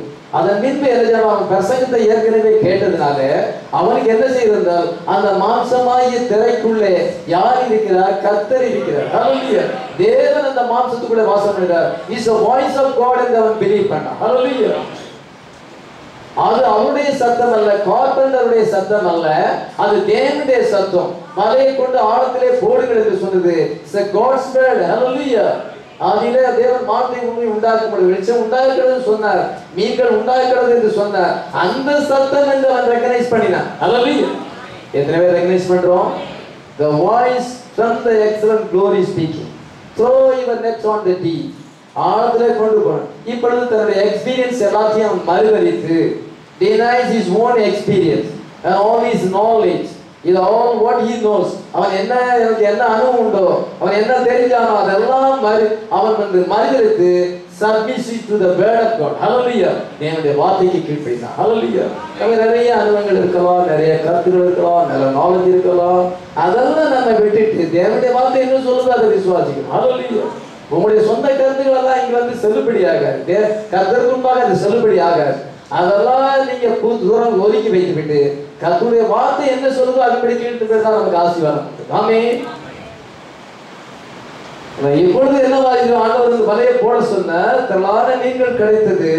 ஆனா இப்பொழுது என்ன என்றால் அந்த ஃபிஷ் ஹியர் பீயிங் ஸ்மிட்டட், அந்த மீன்கள் வந்து செத்து போயிடுச்சு. சமுத்திரத்தில் உள்ள ஜீவனுள்ள சிசுகளில் 1/3 செத்து போயிடுச்சு. சமுத்திரத்தில் உள்ள ஜீவராசிகள் அதுல 1/3 செத்து. அன்னைக்கு எப்படி இருந்துச்சு? ஆதியில எல்லா மீன்களும் அங்கே இருந்தது. ஹல்லேலூயா. குட் ஃபிஷிங் ஏரியாவா, கலிலேயா கடல் குட் ஃபிஷிங் ஏரியாவா இருந்தது. அங்க கிராஸ் இருக்கிறது, ட்ரீஸ் இருக்கிறது, இதங்க வேல்ஸ், கடல்ல வேல்ஸ் இருக்கிறது, திமிங்கலம் இருக்கிறது, டால்பின் இருக்கிறது, இதை என்ன செய்தால் ஷார்க் இருக்கிறது, வால்ரஸ் இருக்கிறது. இதை என்ன செய்தால் இவ்விதமான மீன்கள், பெரிய மீன்கள், சின்ன மீன்கள்லாம் சமுத்திரத்தில் நிறைய இருக்குது. ஆனால் உண்டாக்குறதுல அது எப்படி இருந்திருக்கும் பாருங்க. இயேசு கிறிஸ்து மாம்சத்துல வரும்பொழுது கூட நல்லா தான் இருந்துச்சு. ஆனா இப்ப 2000 வருஷத்துக்கு பிறகு சமுத்திரம் எப்படி கெட்டு போயிருக்குன்னு பாருங்க. 1/3 மீன்கள் வந்து மரித்து போனது. Seals and walruses on all kinds of creatures in there. அந்த சமுத்திரத்துல எவ்வளவு அழகழகான மீன்கள்லாம், எவ்வளவு அழகாக அது சமுத்திரத்துல அது வந்து வாழ்ந்து கொண்டிருந்தது. ஆண்டவர் உண்டாக்கும் பொழுது ஆதியாகமம் 1 எப்படி இருந்தது, இப்பொழுது மனுஷன் அதை எப்படி கெடுத்து விட்டான், சமுத்திரத்தை கெடுத்து விட்டான் என்று பாருங்க. 3ஆம் எக்காலத்தை குறித்து பார்க்கும் பொழுது வெளிப்படுத்தல் 8:10-12 வாசிக்கிறோம். 3ஆம் தூதன் எக்காலம் ஊதினான். அப்பொழுது ஒரு பெரிய நட்சத்திரம் தீவெட்டியை போல எரிந்து வானத்திலிருந்து விழுந்தது. அது 1/6 மேலும் நீரூற்றுகளின் மேலும் விழுந்தது. அந்த நட்சத்திரத்துக்கு எட்டி என்று பெயர். அதனால் தண்ணீரில் 1/3 எட்டியை போல கசப்பாயிற்று. இப்படி கசப்பான தண்ணீரினால் மனுஷர் அநேகர் செத்தார்கள். இது அடுத்தபடியாக 3ஆம் தூதன் எக்காலம் ஊதினான். அப்பொழுது ஒரு பெரிய நட்சத்திரம் தீவெட்டியை போல எரிந்து அது பூமியில விழுந்தது. அது 6/3 நீரூற்றுகள் மேல் விழுந்தது. அந்த நட்சத்திரத்துக்கு எட்டி என்று பெயர். அதனால தண்ணீரில் 1/3 எட்டியை போல கசப்பானது. இப்படி கசப்பான தண்ணீரால் மனுஷர் அநேகர் செத்தார்கள். பாருங்க, அது சால்ட் வாட்டர், இப்பொழுது ஃப்ரெஷ் வாட்டர். சால்ட் வாட்டர்ல சில மீன்கள் வாழும், அது ஃப்ரெஷ் வாட்டர்ல வாழாது. ஃப்ரெஷ் வாட்டர்ல வாழுகிற மீன்கள் வந்து சால்ட் வாட்டர்ல வாழாது. ஆனா இங்க ஃப்ரெஷ் வாட்டர்ல மீன்கள் இருக்கிறது. ஃப்ரெஷ் வாட்டர் மனுஷனுக்கு குடிக்க தண்ணி தேவை, மிருகங்களுக்கு குடிக்கிறதுக்கு ஃப்ரெஷ் வாட்டர் தேவை. கடல் தண்ணியை குடிக்க முடியாது. மரம் செடிகள் வளர்றதுக்கு ஃப்ரெஷ் வாட்டர் தேவை, சமையலுக்கு ஃப்ரெஷ் வாட்டர் தேவை, துணி துவைக்கிறதுக்கு ஃப்ரெஷ் வாட்டர் தேவை. ஹல்லேலூயா. ஆண்டவர் மனுஷனை உண்டாக்குறதுக்கு முன்னதாக இவனுக்கு ஃப்ரெஷ் வாட்டர் தேவை. சால்ட் வாட்டர்ல மீன்கள் தான் வாழ முடியும். அந்த மனுஷனுக்கு, மிருகங்களுக்கு, மரம் செடிகளுக்கு ஃப்ரெஷ் வாட்டர் தேவைன்னு சொல்லி நீரூற்றுகளை உண்டாக்கினார், ஆறுகளை உண்டாக்கினார். ஹல்லேலூயா. சமுத்திரத்தையும் நீரூற்றுகளையும் ஆறுகளையும் உண்டாக்கினார். ஹல்லேலூயா. மனுஷன் எதுக்கு எடுத்துட்டான்? மூணாம் எக்காலம் ஊதும் பொழுது அந்த that parts of the horizontal rivers and the fresh water were smitten. அது சேதப்பட்டது என்று நாம் வாசிக்கிறோம். Rivers and lakes, fountains being smitten. ஆறுகள், ஏரிகள், இந்த நீரூற்றுகள் எல்லாமே இன்னைக்கு கெட்டு போனது. கர்த்தர் ஏதேனை உண்டாக்கும் பொழுது ஆறுகளை அவர் உண்டாக்கினார். தண்ணீர் எவ்வளவு கேஸ் சேர்ந்தா அது தண்ணீர் வரும் என்று ஆண்டவருக்கு அந்த ஞானம் தெரியும். அதனால H2O ஹைட்ரஜன் 2 பங்கும் ஆக்சிஜன் 1 பங்கு சேர்ந்தா அது தண்ணி. அதனால எப்படி அந்த தண்ணீரை உருவாக்குறதுன்னு ஆண்டவருக்கு தெரியும். மனுஷன் இப்பொழுது கண்டுபிடிக்கலாம் அது H2O வாட்டர். அதனால 2 பங்கு ஹைட்ரஜனும் 1 பங்கு ஆக்சிஜன் சேர்த்து நீரூற்றுகளையும் அவர் ஃப்ரெஷ் வாட்டரையும் அவர் கிரியேட் பண்ணும் பொழுது இன்னைக்கு தண்ணி எப்படி இருக்குது? எல்லா வாட்டரா இருக்குது, சாக்கடை கலந்து வருது, ஃப்ரெஷ் வாட்டரே இல்லை. அதனால தான் இப்போ நான் கீழே பெரிய தொட்டி கட்ட வேண்டிய சூழ்நிலை ஏற்பட்டிருக்கு. அவனுடைய கிரேட் இன்டெலிஜென்ஸ் என்ன செய்யறது என்றால் ஏதேனும் ஒரு ஆறு ஓடுகிறது, அது ஃப்ரெஷ் வாட்டர். மிருகங்கள் போய் அந்த தண்ணீர் குடிக்கும். இதோ ஆதாம் அந்த தண்ணீர் குடிக்கும் பொழுது கிறிஸ்டல் கிளியரா பழகிக்கு உப்பான சுத்தமான தண்ணீரா பியூர் வாட்டர். ஹல்லேலூயா. துணி துவைச்சா வெள்ளை வெள்ளைன்னு வரும். அவனுக்கு துணி அழுக்காகவும் செய்யாது. அந்த காலத்துல பொல்யூஷனே கிடையாது. அதனால பெரிய அந்த சுத்தமான தண்ணீர் வருகிறது, ஒரு ஆறு புறப்படுகிறது. ஆதியாகமம் 2:10 தோட்டத்துக்கு தண்ணீர் பாயும்படி ஏதேனுக்கு ஒரு நதி ஓடி அங்கே இருந்து பிரிந்து 4 பெரிய ஆறுகள் ஆயிற்று. இது அது ஒரு நதி ஓடினது. அந்த நகரத்தை ஏதேனை செழிப்பாக்குவதற்காக தேவன் ஒரு நதியை உண்டாக்கினார். அது 4 பிரிவாக அது மாறினது. பைசோன், கீகோன், இதக்கேல், ஐத்ராத் என்று 4 பிரிவாக பிரிந்து ஏதேனை அது செழிப்பாக மாற்றினது. ஹல்லேலூயா. இது ஆண்டவர் இந்த ரிவர்ஸை கிரியேட் பண்ணார், ஃப்ரெஷ் வாட்டரை கிரியேட் பண்ணார். உலகத்துல சால்ட் வாட்டரோ எல்லா வாட்டரோ இதை கிடையாது, உப்பு தண்ணியோ கிடையாது, எல்லாமே நல்ல தண்ணி தான். ஆனா இன்னைக்கு மனுஷன் நீரூற்றுகளை கெடுத்தனால இது அயன் இரும்பு துரு வருகிறது, எல்லா கலர்ல வருகிறது, உப்பா வருகிறது, குடிக்க வாய வைக்க முடியல. என்ன பண்ற மனுஷன் எப்படியாக கெடுத்து போட்டது. என்விரான்மெண்ட் இதை சுற்றுச்சூழலை அவன் பாதித்து விட்டான். ஃப்ரெஷ் வாட்டர் ஸ்மீச்சன். நம்ம ஆண்டவருக்கு தெரியும் ஆதாம் வரப்போகிறான். இது ஆதாமுக்கு ஃப்ரெஷ் வாட்டர் தேவை. ஹல்லேலூயா. அவனுக்கு சூரியன் தேவை. ஹல்லேலூயா. வெளிச்சம் கொடுப்பதற்கு சூரியன் தேவை, சந்திரன் நட்சத்திரங்கள் தேவை. ஹல்லேலூயா. அதனால அவன் ரிவரை உண்டாக்கினார். இன்னைக்கு மனுஷரை கேட்டுப்போம், கர்த்தர் உண்டாக்கினதை கேட்டுப்போம். கர்த்தர் என்ன செய்கிறார் என்றால் அவருக்கு சூரியன் தேவை என்பதை அறிந்திருந்தார். அதனால 4ஆம் நாள் அவர் சூரியனை உண்டாக்கினார். 14ஆம் வசனத்தை வாசிக்கலாம். 13 சாயங்காலம் விடிய காலமாகி 3ஆம் நாள் ஆயிற்று. பின்பு தேவன் பகலுக்கும் இரவுக்கும் வித்தியாசம் உண்டாக்கத்தக்கதாக வானம் என்ற ஆகாயங்களிலே சுடர்கள் உண்டாக கடவுது. அவைகள் அடையாளங்களுக்காகவும் காலங்களும் நாட்களையும் வருஷங்களையும் குறிக்கிறதுக்காகவும் இருக்க கடவுது என்றார். பின்பு ஆண்டவர் என்ன செய்தார்? 4ஆம் நாளிலே அவர் சூரிய சந்திரன் நட்சத்திரங்களை உண்டாக்கினார். அவர் காலங்களுக்காக அடையாளங்களுக்காக உருவாக வேண்டும் என்று சொன்னார். அந்த sun is coming. Hallelujah. இது சூரியன் வருகிறது. வரும் பொழுது ஆண்டவர் சொன்னார், என்ன சொல்றார்? நீ ஸ்டாப் ஆகு. 93 மில்லியன் இது என்றால் மைல்ஸ் அங்கே இருக்கிறது. பூமிக்கும் சூரியனுக்கும் 93 மில்லியன்ஸ் 9,30,00,000 மைல் தூரத்தில் இருக்குது. அந்த இடத்துல உடனே நீ ஸ்டாப் ஆகு. நீ இதுக்கு மேல வந்தா நீங்க என்னுடைய பிள்ளைகளுக்கு வாழ முடியாது, துஷ்ணம் அதிகமாகும். அதனால அது ஒரு டிஸ்டன்ஸ்ல அது வைக்கிறார். அல்ல சந்திரனை ஒரு டிஸ்டன்ஸ்ல வைக்கிறார். ஒவ்வொரு நட்சத்திரங்களையும் பல நட்சத்திரங்கள் எண்ண முடியாது. அந்த நட்சத்திரங்களுக்கெல்லாம் ஒரு பிளேஸ் வச்சு இதுக்கு மேல நீங்க வராதுங்க, நீங்க அங்கே இருங்க. எவ்வளவு அழகா ஆண்டவர் செட் பண்ணியிருக்கிறார். அதற்கு சில லேயர்ஸ் வைக்கிறார். இது ஓசோன் படிவத்தை அங்க வைக்கிறார். அந்த ஓசோன் படிவத்தை சில லேயர்ஸ் வச்சு அந்த சூரியனுடைய ஒளி கதிர்கள் பூமியில நேரடியா தாக்கக்கூடாதுங்கிறதுக்காக சில அங்க சில படிவங்களை வைக்கிறார். சில லேயர்ஸ் அங்க வைக்கும் பொழுது ஓசோன் ஒரு லேயரா இருக்கிறது. இதை என்றால் அது அல்ட்ரா வயலட் ரேஸ் அது கண்ட்ரோல் பண்ணுகிறது. மனுஷனை அந்த சூரியனில் வர அல்ட்ரா வயலட் ரேஸ் மனுஷனை பாதிக்கும். ஸ்கின் டிசீஸ் ஏற்படும், இதை பல பாதிப்புகள் ஏற்படும், மரம் செடிகள் வளர முடியாது. அதனால அப்படி ஆண்டவர் உண்டாக்கினார். மனுஷன் இன்னைக்கு ஓசோன் படிவத்தை கெடுத்து விட்டா, ஓசோன் படிவத்தில் ஓட்டை விழுந்து விட்டது. அதை எப்படி அடைக்க முடியும்? முடியாது. அதனால்தான் அதிக வெயில் அடிக்குது. வெயில் அடிச்சு அதிக வெயில், வெள்ளம் வந்து அதிக வெயில். Making big hole in the ocean layer. Ultraviolet rays going to start come through. இது அது மூலமாக வருது. விஞ்ஞானத்தினாலே மனுஷன் உலகத்தை கெடுத்து விட்டான். கிளைமேட் சேஞ்ச் ஆகிவிட்டது, பருவநிலை மாறிவிட்டது. Earth climate is changing now. அந்த earth climate change ஆகி பனிகள் உருகி வந்து கடல்ல சேர்வதனால கடல் அரிப்பு ஏற்படுகிறது, கடல் பூமிக்குள்ளே வருகிறது. அதிக ஹீட் ஆகும் பொழுது பனி உருகி போகுது, கடல்ல நீர் மட்டம் அதிகமாகிடுது. 800 வந்து கடல் அரிக்கிறது, பாண்டிச்சேரியை அரிக்கிறது. ஏனது இதை மனுஷன் வந்து அந்த ஈகாலஜி அந்த சிஸ்டத்தை கெடுத்து விட்டான், என்விரான்மெண்ட்டை கெடுத்து விட்டான். ஆனால் கர்த்தர் என்ன செய்தார் என்றால் இது அதெல்லாம் சரியான டிஸ்டன்ஸ்ல வச்சார். இப்பொழுது என்ன ஏற்பட்டிருக்கிறது? 4ஆம் தூதன் எக்கால ஊதினா அப்பொழுது சூரியனில் 1/3 பங்கும், நட்சத்திரங்கள் சந்திரனில் 1/3 பங்கும், நட்சத்திரங்கள் 1/3 பங்கு சேதப்பட்டது. அவசரத்தில் 1/3 பங்கு இருள் அடைந்தது. பகலில் 1/3 பங்கு பிரகாசம் இல்லாமல் போயிற்று. இரவிலும் அப்படியே ஆகிவிட்டது. இதை 4வது எக்காலம். சூரிய சந்திர நட்சத்திரங்கள் பாதிக்கப்பட்டு விட்டது, ஓசோன் படிவம் பாதிக்கப்பட்டது என்று நம்ம வேதத்துல பார்த்தோம். எல்லாம் தேட் பார்ட் அஃபெக்ட்.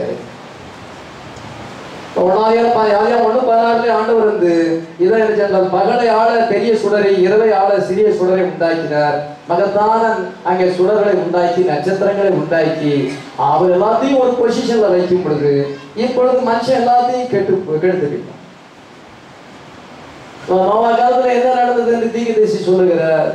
அவனுடைய அட்டாமிக் பவர்னால நோவா காலம் வந்து சயின்டிபிக் ஏஜ், லோகி காலம் வந்து மாரல் லைஃப் டீகே ஆகிவிட்டது. இம்மாரல் பீப்புள் உலகத்தில் வந்தார்கள், கீழ்ப்படியாத மக்கள்.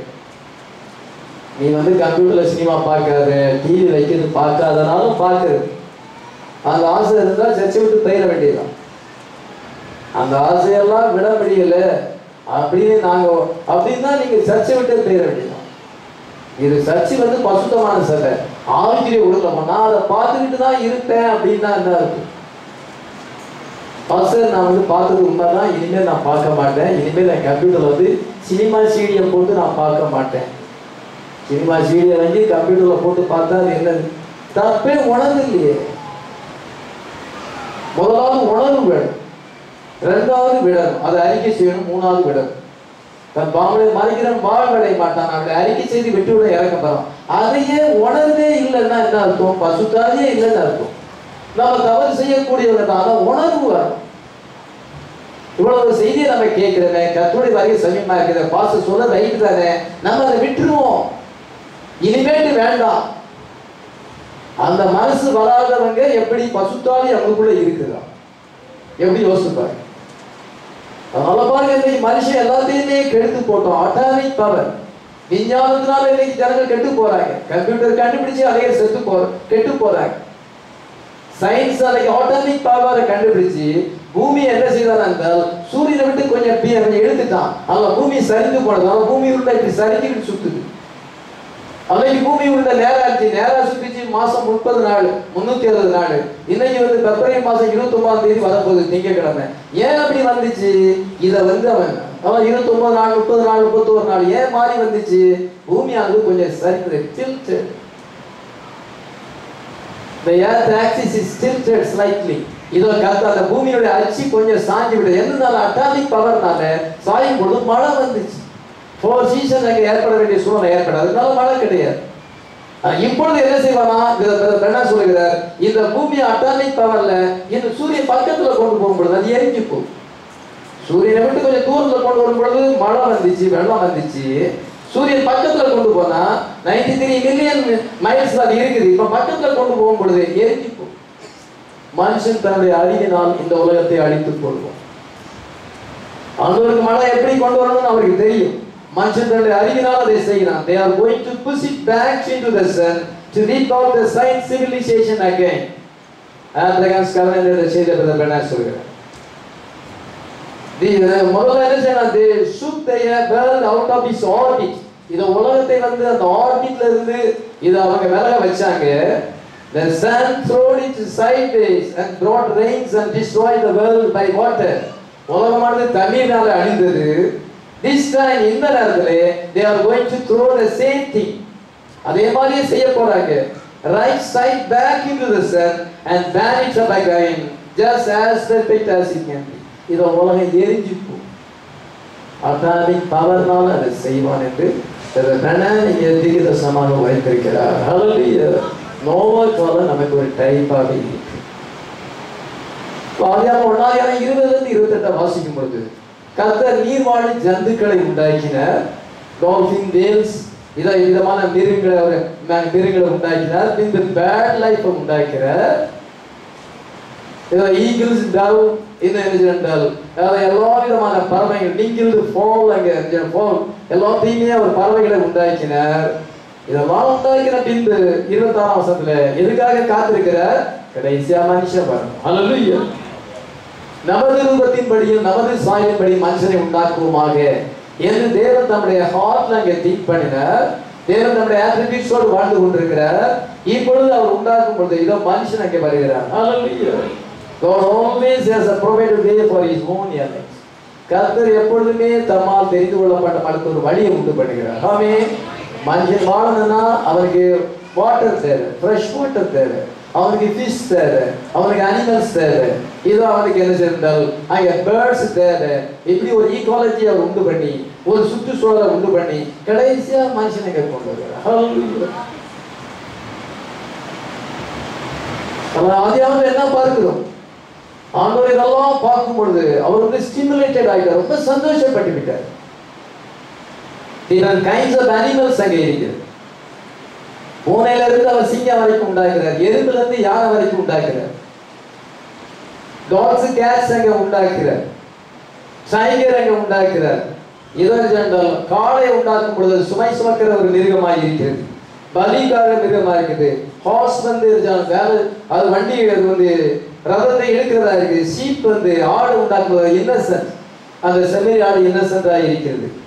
இதை ஈகிள்ஸ், டவ்ஸ் இதெல்லாம் உண்டாக்கினார். what he was doing, இதெல்லாம் எதுக்காக உண்டாக்கினார்? மனுஷனுக்காக. Hallelujah. he was thinking about Adam பத்தி. ஆடம் வரணும்னா இதெல்லாம் வரும். இதெல்லாம் உண்டாயிட்டு கடைசியாக ஆடம் வரும் பொழுது இதோ என்னுடைய மகன் வந்து விட்டான். Hallelujah. my son comes. என்னுடைய சன் வந்து பார்க்கும் பொழுது எல்லாம் பார்த்து அழகா, அப்பா என்ன அழகா தோட்டம் ஏற்படுத்தியிருக்கிறார், அப்பா என்ன அழகா மிருகஜீவனம் உண்டாக்கி இருக்கிறார், எல்லாம் எனக்காக தான் உண்டாக்கி இருக்கிறார் என்று அவன் பார்த்தது சந்தோஷப்படணும். Hallelujah. கடைசியில் அவருடைய மகன், அவருடைய குமாரன் இதை ஆடனுக்கு காட்சியில தோன்றினார். Hallelujah. ஆடனுக்கு தெரியும், ஆடம் உலக பாடம்னா அவனுக்கு டெம்பரேச்சர் எவ்வளவு வேணும், டெம்பரேச்சர் எவ்வளவு வேணும்னு பார்க்கும். இப்போ நமக்கு டெம்பரேச்சர் ரொம்ப அதிகமாக இருக்குன்னா தான் ஏர் கண்டிஷன் கொண்டு வரும். அதெல்லாம் இவனுக்கு இவ்வளவு டெம்பரேச்சர் வேணும், இவ்வளவு வாட்டர் வேணும், இது எல்லாத்தையுமே ஆண்டவர் அறிந்திருந்தார். Hallelujah. இப்பொழுது மனுஷன் விழுந்து போனான். மனுஷன் விழுந்து போடும் பொழுது அவனுடைய ஆதிக்கத்தின் கீழ் இருந்த இந்த நேச்சர் எல்லாமே விழுந்து போகும். அவனுடைய ஆதிக்கத்தின் கீழ் இருந்த ஒரு குடும்பத்துல ஒரு தகப்பன் வந்து சீரட்டு போகும்பொழுது பிள்ளைகள் எல்லாம் கீழ்படும். தாய் கீழ்படியாம போகும்பொழுது பிள்ளைகள் சேர்ந்து கீழ்படியாம போகும். தாய் உலகப்புறமா ஜீவிக்கும் பொழுது பிள்ளைகள் அப்படி திருத்த முடியும்.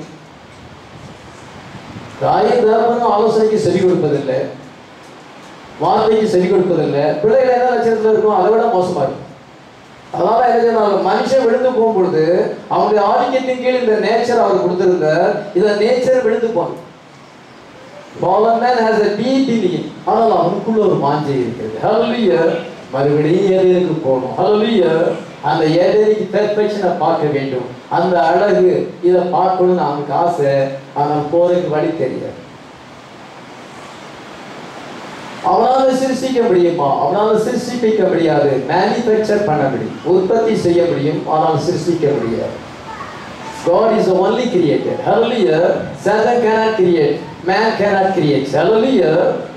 அதனால பாருங்க, அதனால அவன் வந்து அதை சிருஷ்டிக்க முடியாது. ஏதேனை அவன் பார்த்தான், ஆதாம் ஏவாள் ஏதேனை பார்த்தார்கள், ஏதேனில வாழ்ந்தார்கள். அந்த சுற்றுச்சூழல் ரொம்ப அருமையா இருந்தது. ஃப்ரெஷ் வாட்டர், ட்ரீஸ், இலையே உதிராது, ஒரு மரத்துலையும் இலை உதிராது. அங்கே டெத் என்பதே கிடையாது, அங்கே பயம் என்பதே கிடையாது. அங்கே பரலோகம் பூலோகம் இணைந்திருந்தது. அங்க ஒரு எந்த நேரத்தையும் வந்து நம்முடைய பிள்ளைகளோடு பேசினார். நல்ல வந்து கூலா இருந்தது.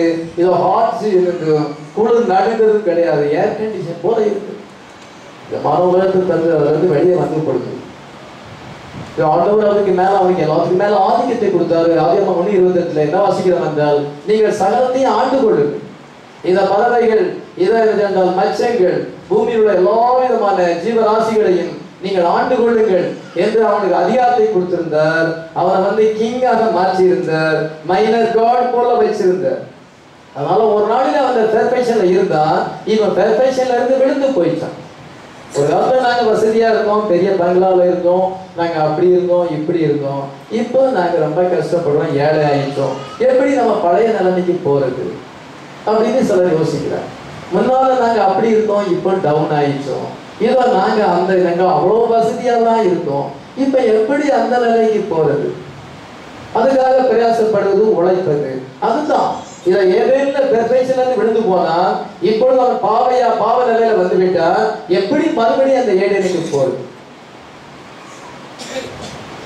அப்படி என்று மனுஷன் நினைக்கிறான். ஹல்லேலூயா.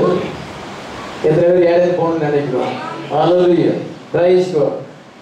பாடனி life, animal life, bird life.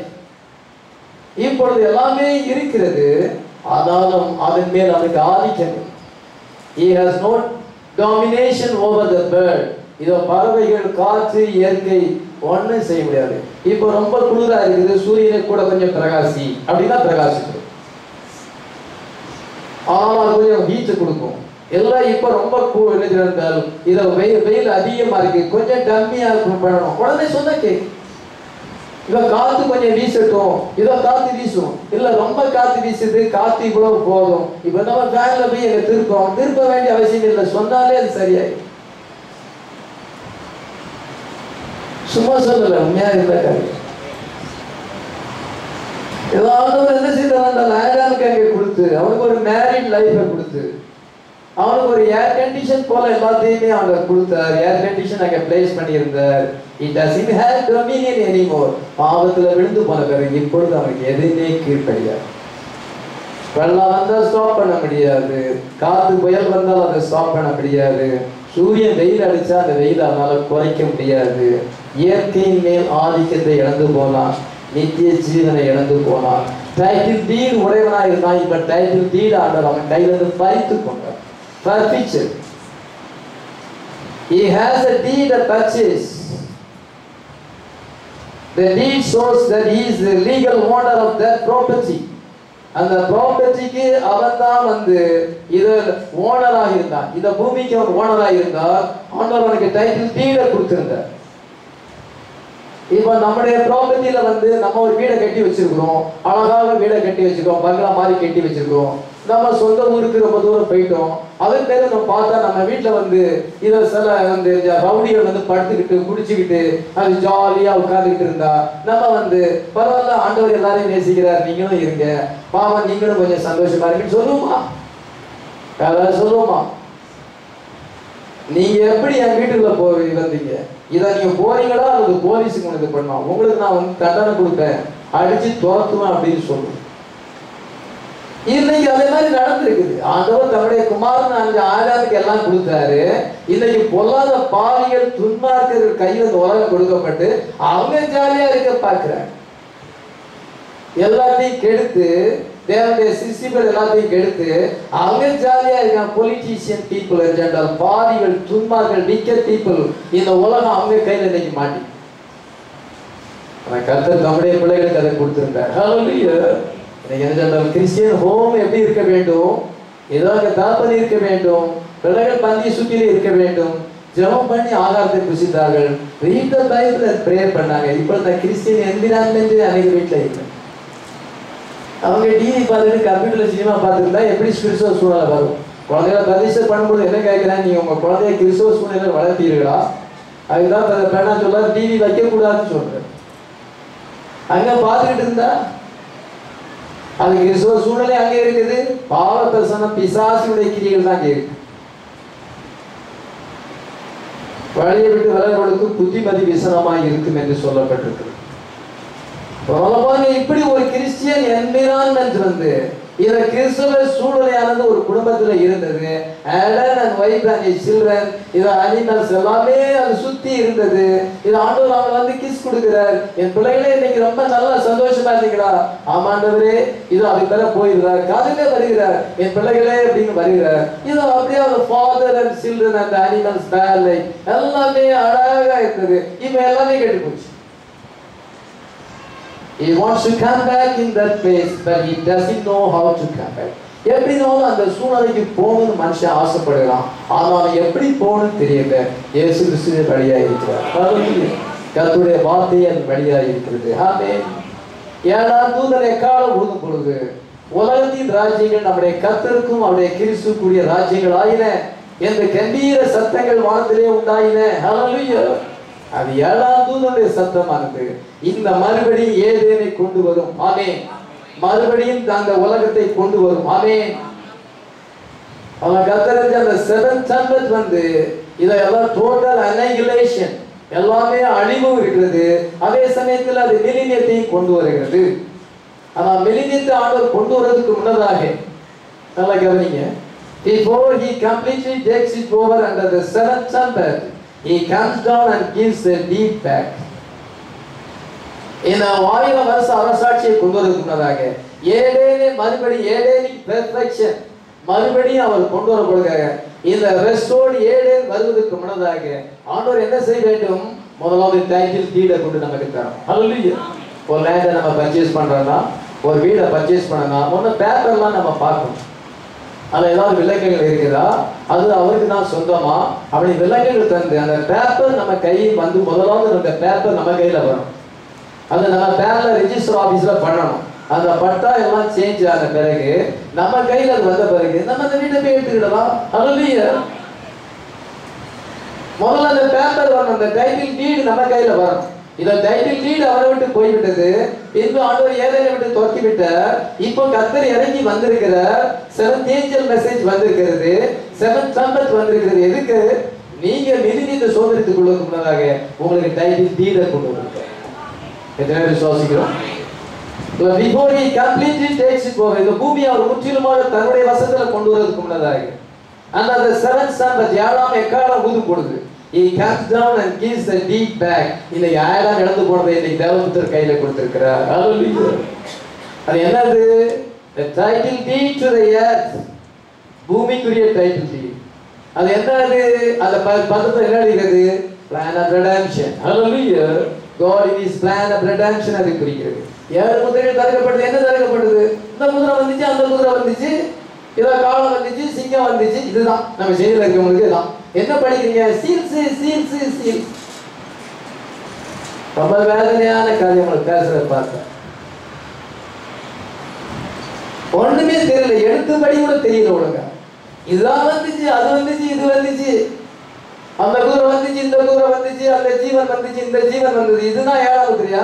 It's a plan of redemption. ஹல்லேலூயா. அது இந்த plan of redemption is revealed. ஹல்லேலூயா. ஒரு நாள் அது சீக்ரெட்டா இருந்தது, இன்னைக்கு ரிவீல் ஆகுது. என்னது ரிவீல் ஆகுது? குதிரை வந்துச்சு, அது வந்துச்சு, இது வந்துச்சா? அப்படிதான் படிக்கிட்டு இருக்காங்க. ஏன்னா நாங்க 50 வருஷம் 40 வருஷம் உதவி செய்யறோம்பாங்க. படிக்கிறது அவங்க பைபிளே படிக்காம சீட்ஸே படிக்கிறாங்க. வேற நம்மகிட்ட வந்து வாதம் பண்ண வேற வருவாங்க, சண்டை கூட வருவாங்க, வீண் வாதம் பண்ணுவாங்க. ஆனா அவங்க என்ன தெரிஞ்சிருக்கிறாங்க? இந்த குதிரை வந்துச்சு, அது வந்துச்சு தான் தெரியுறாங்க. Plan of redemption. ஹல்லேலூயா. அது மறைக்கப்பட்டது பைபிள்ல இருக்குது. ஆதியாகமத்திலிருந்து வெளிப்பட்ட வரைக்கும் இருக்குது. அது இன்னைக்கு ரிவீல்ட் ஆயிருக்கிறது. ஹல்லேலூயா. முத்திரைகள் திறக்கும் பொழுது மிஸ்ட்ரி ரிவீல்டு. என்ன mystery? the plan of redemption. Hallelujah. Adam எழுந்து போய் எப்படி அவன் மறுபடியும் ஆடம் வந்து அதை பெற்றுக் கொள்ளுகிறான். ஹல்லேலூயா. The breach between the seven churches is சொல்கிறார். The perpetual title deed is now in the hands of the original owner. சாத்தான் தன்னுடைய அசுத்தமான கரத்தினாலே அந்த டைட்டில் டீடை பெற்று வைக்க முடியாது. அவன் இல்லீகலா பெற்றுக் கொண்டிருக்கிறான், ஆக்கிரமிப்பு செய்து கொண்டிருக்கிறான். நம்முடைய ப்ராப்பர்ட்டி அவன் ஆக்கிரமிப்பு செய்திருக்கிறான். ஆனால் ஒரிஜினல் டீட் ஆனது ஆடம் பாவம் செய்தாலே அவன் அதை வைக்க முடியாது, சாத்தான் அதை வைக்க முடியாது. அது தேவனுடைய கருத்துல போய்விட்டது. ஹல்லேலூயா. அதான் வெளிப்படுத்தல் 5ஆம் 1ஆம் வசனத்துல அது தேவனுடைய கருத்துல இருக்குது. வெளிப்படுத்தல் வந்து ஆதியாகமத்தை நம்ம ஃபோக்கஸ் பண்ண முழு பைபிளை அது ஃபோக்கஸ் பண்ண. அது தேவனுடைய கருத்தை இருந்தது. இது அடிக்கப்பட்ட வனமாய் இருந்த ஆட்டுக்குட்டி அந்த புஸ்தகத்தை வாங்கினார். ஹல்லேலூயா. வாங்கி அடிச்சிருந்தால் இன்னைக்கு நம்ம கையில கொடுத்திருக்கிறார். ஹல்லேலூயா. அவரே வச்சிடல. in the hands of God waiting for redemption Christ. அதை வெயிட் காத்து கொண்டிருக்கிறது. இப்ப அடிக்கப்பட்ட ஆட்டுக்குட்டியான 7 churches முடிஞ்ச உடனே அவர் போய் இதை வாங்கிட்டார். இன்னைக்கு நம்ம அந்த புஸ்தகத்தை வாங்கி இருக்கிறோம். ஹல்லேலூயா. so time appointed. அது ஒரு டைம் அப்பாயிண்ட் பண்ணப்பட்டிருந்தது. 7 சபை காலங்கள் முடிய வேண்டும். 50th இயர் வர வேண்டும். ஜூபிலி வர வேண்டும். ஹல்லேலூயா. ஜூபிலி வரும்பொழுது அந்த உலகத்தை ஆண்டவர் நமக்கு தருவதற்கு முன்னதாக, அந்த ரெஸ்டோர்ட் ஏடை கொடுப்பதற்கு முன்னதாக, காட்ஸ் கிங்டம்ஸை நமக்கு தருவதற்கு முன்னதாக டைட்டில் டீடை நான் கொண்டு தருகிறேன். இன்னைக்கு டைட்டில் டீட் நமக்கு கொடுக்கப்பட்டிருக்கு. ஹல்லேலூயா. It is going to come right back to the sons of God. அது தேவபுத்திரர் கையில வந்திருக்கிறது. We are not going to get it polluted. நாம இந்த பொல்யூட்டடான உலகத்தை நாம பெற விரும்பல. It is going to be purified. Hallelujah. அது சுத்திகரிக்கப்பட்ட பின்பு நாம் அதை பெற வேண்டும். அந்த சுத்திகரிப்பதற்கு தான் 6வது முத்திரை வருகிறது. 6வது முத்திரையில 1,44,000 பேர் சுத்திகரிக்கப்படுகிறார்கள். புத்தியில்லாத கனிகள் சுத்திகரிக்கப்படுகிறார்கள். இந்த ஏத்து வந்து சுத்திகரிச்சு நமக்கு ஆண்டவர் தரார். ஹல்லேலூயா. ஏதாவது ஒரு பிளாட் வாங்குறோம், சாக்கடை, கல்லு கட்டி, முள்ளு செடி எல்லாமே இருக்கிறது. அதை போய் வீடை கட்ட முடியாது. முதல்ல சுத்திகரிக்கணும். சுத்திகரிச்ச பிறகு தான் வீடு கட்ட முடியும், கார்டனை வைக்க முடியும், பயிர் வைக்க முடியும். எது செய்தாலும் அது சுத்திகரிக்கப்படணும். ஆண்டவர் 6ஆம் முத்திரை எதுக்கு வச்சிருக்கிறார்? ஹல்லேலூயா. சுத்திகரித்து நம்ம கையில தர்றார். எத்தனை பேர் நம்ம கர்த்தரை குறித்து சந்தோஷப்படுறோம். இயேசு உங்களுக்காக இவ்வளவு செய்கிறார். ஆனா நம்ம அவரை எவ்வளவு நேசிக்கும், நமக்காக எவ்வளவு காரியம் அவர் செய்கிறார். எலிமெலேக் இன்ஹெரிட்டன்ஸ் வந்து, எலிமெலேக்கின் சுதந்திரம் வந்து, மக்லோன் கிலியோனுடைய சுதந்திரம் வந்து, போவாஸ் ரூத் நகோமிக்கு அது கொடுக்கப்பட வேண்டும். ஹல்லேலூயா.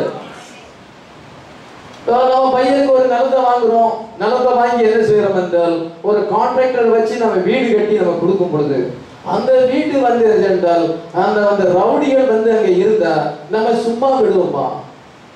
நான் என் மகனுக்காக இந்த வீடை கட்டி கொடுத்தேன், நீங்க வந்து ரவுடிகள் வந்து குடிச்சுக்கிட்டு ஆட்டம் போடாங்க அது வீடு வச்சிருக்குது. பாஸ்டர் ரொம்ப கோவப்படக்கூடாது. பாஸ்டர்னா அன்பா இருக்கணும், எதையுமே சொல்லக்கூடாது, தவற சொல்லக்கூடாது. சிலருடைய கருத்து அதுதான். குடிகாரங்க வந்து வீட்டுல தங்குறதுக்கு இடம் கொடுப்பீங்களா? உங்க வீட்டுல அவங்கள வந்து அன்பா பேசுவீங்களா? நான் என் மகனுக்கு கொடுத்திருக்கிறேன், ஆனா நீங்க வந்து ரவுடிகள் வந்து இருக்கிறது. நான் இந்த உலகத்தை தேவபுத்திரனுக்காக கொடுத்தேன், ஆடம் ஜெனரேஷன் கொடுத்தேன். சர்ப்பத்தின் வித்துக்கள் நீங்க வந்து இதை பொலிட் பண்ணிட்டீங்க. உங்களுடைய விஞ்ஞானத்தினாலையும் உங்களுடைய பாவத்தினாலையும் இதை பொலிட் பண்ணிருங்க. வெளியே போங்க. பூமியை கெடுத்தவர்களை கெடுத்ததுக்கு காலம் வந்தது. ஹல்லேலூயா. ஆடாமுடைய கர்த்தருடைய மகன் ஆடம். ஹல்லேலூயா. இதை என்னுடைய உலகத்தை வந்து நீங்க தீட்டுப்படுத்தீங்க. Rotten politics, control the minds. இதை பூமியை தோண்டி அங்க வந்து கடப்பக்கல்லு, கிரானைட், இதான் இருந்தால் அங்க இருக்கிற ஆயில், அங்க இருக்கிற பெட்ரோல், அங்க இருக்கிற மார்பிள் எல்லாத்தையும் மனுஷன் தோண்டி எடுத்து இதை பூமியை அவன் கெடுத்து விட்டான். யுரேனியம், அங்கிருந்து யுரேனியத்தை எடுத்து இதை பவர் பிளான்ஸ், அந்த நியூக்ளியர் பிளான்ஸை கண்டுபிடித்து பவர் உற்பத்தி பண்ணுறதுக்காக, இண்டஸ்ட்ரி ஏற்படுத்துவதற்காக இரும்பு, செம்பு, காப்பர் எல்லாத்தையும் தோண்டி எடுத்து இண்டஸ்ட்ரியல் ரெவல்யூஷன் அங்க வந்து யுரேனியம் வந்து எடுத்து எரிஞ்சால் நாட்டையே பொலிட் பண்ணிவிட்டான். மனுஷன் பூமியை கெடுத்து. நம்ம மனுஷனுடைய இதயத்தின் நினைவுகள் எல்லாமே பொல்லாதாவே. ஆதியம் 6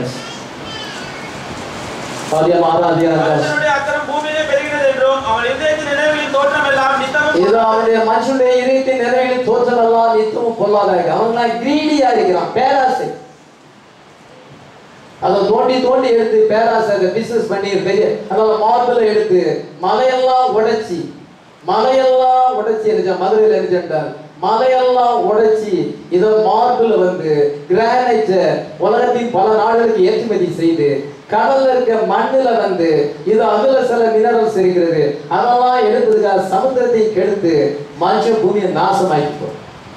இதெல்லாம் வந்து கிரீடி, பேராசை, செல்பிஷ் மோட்டிவ், சுயநலமான காரியம். கர்த்தர் உண்டாக்கின சிருஷ்டிப்புகளை நாசம் பண்ணிவிட்டார்.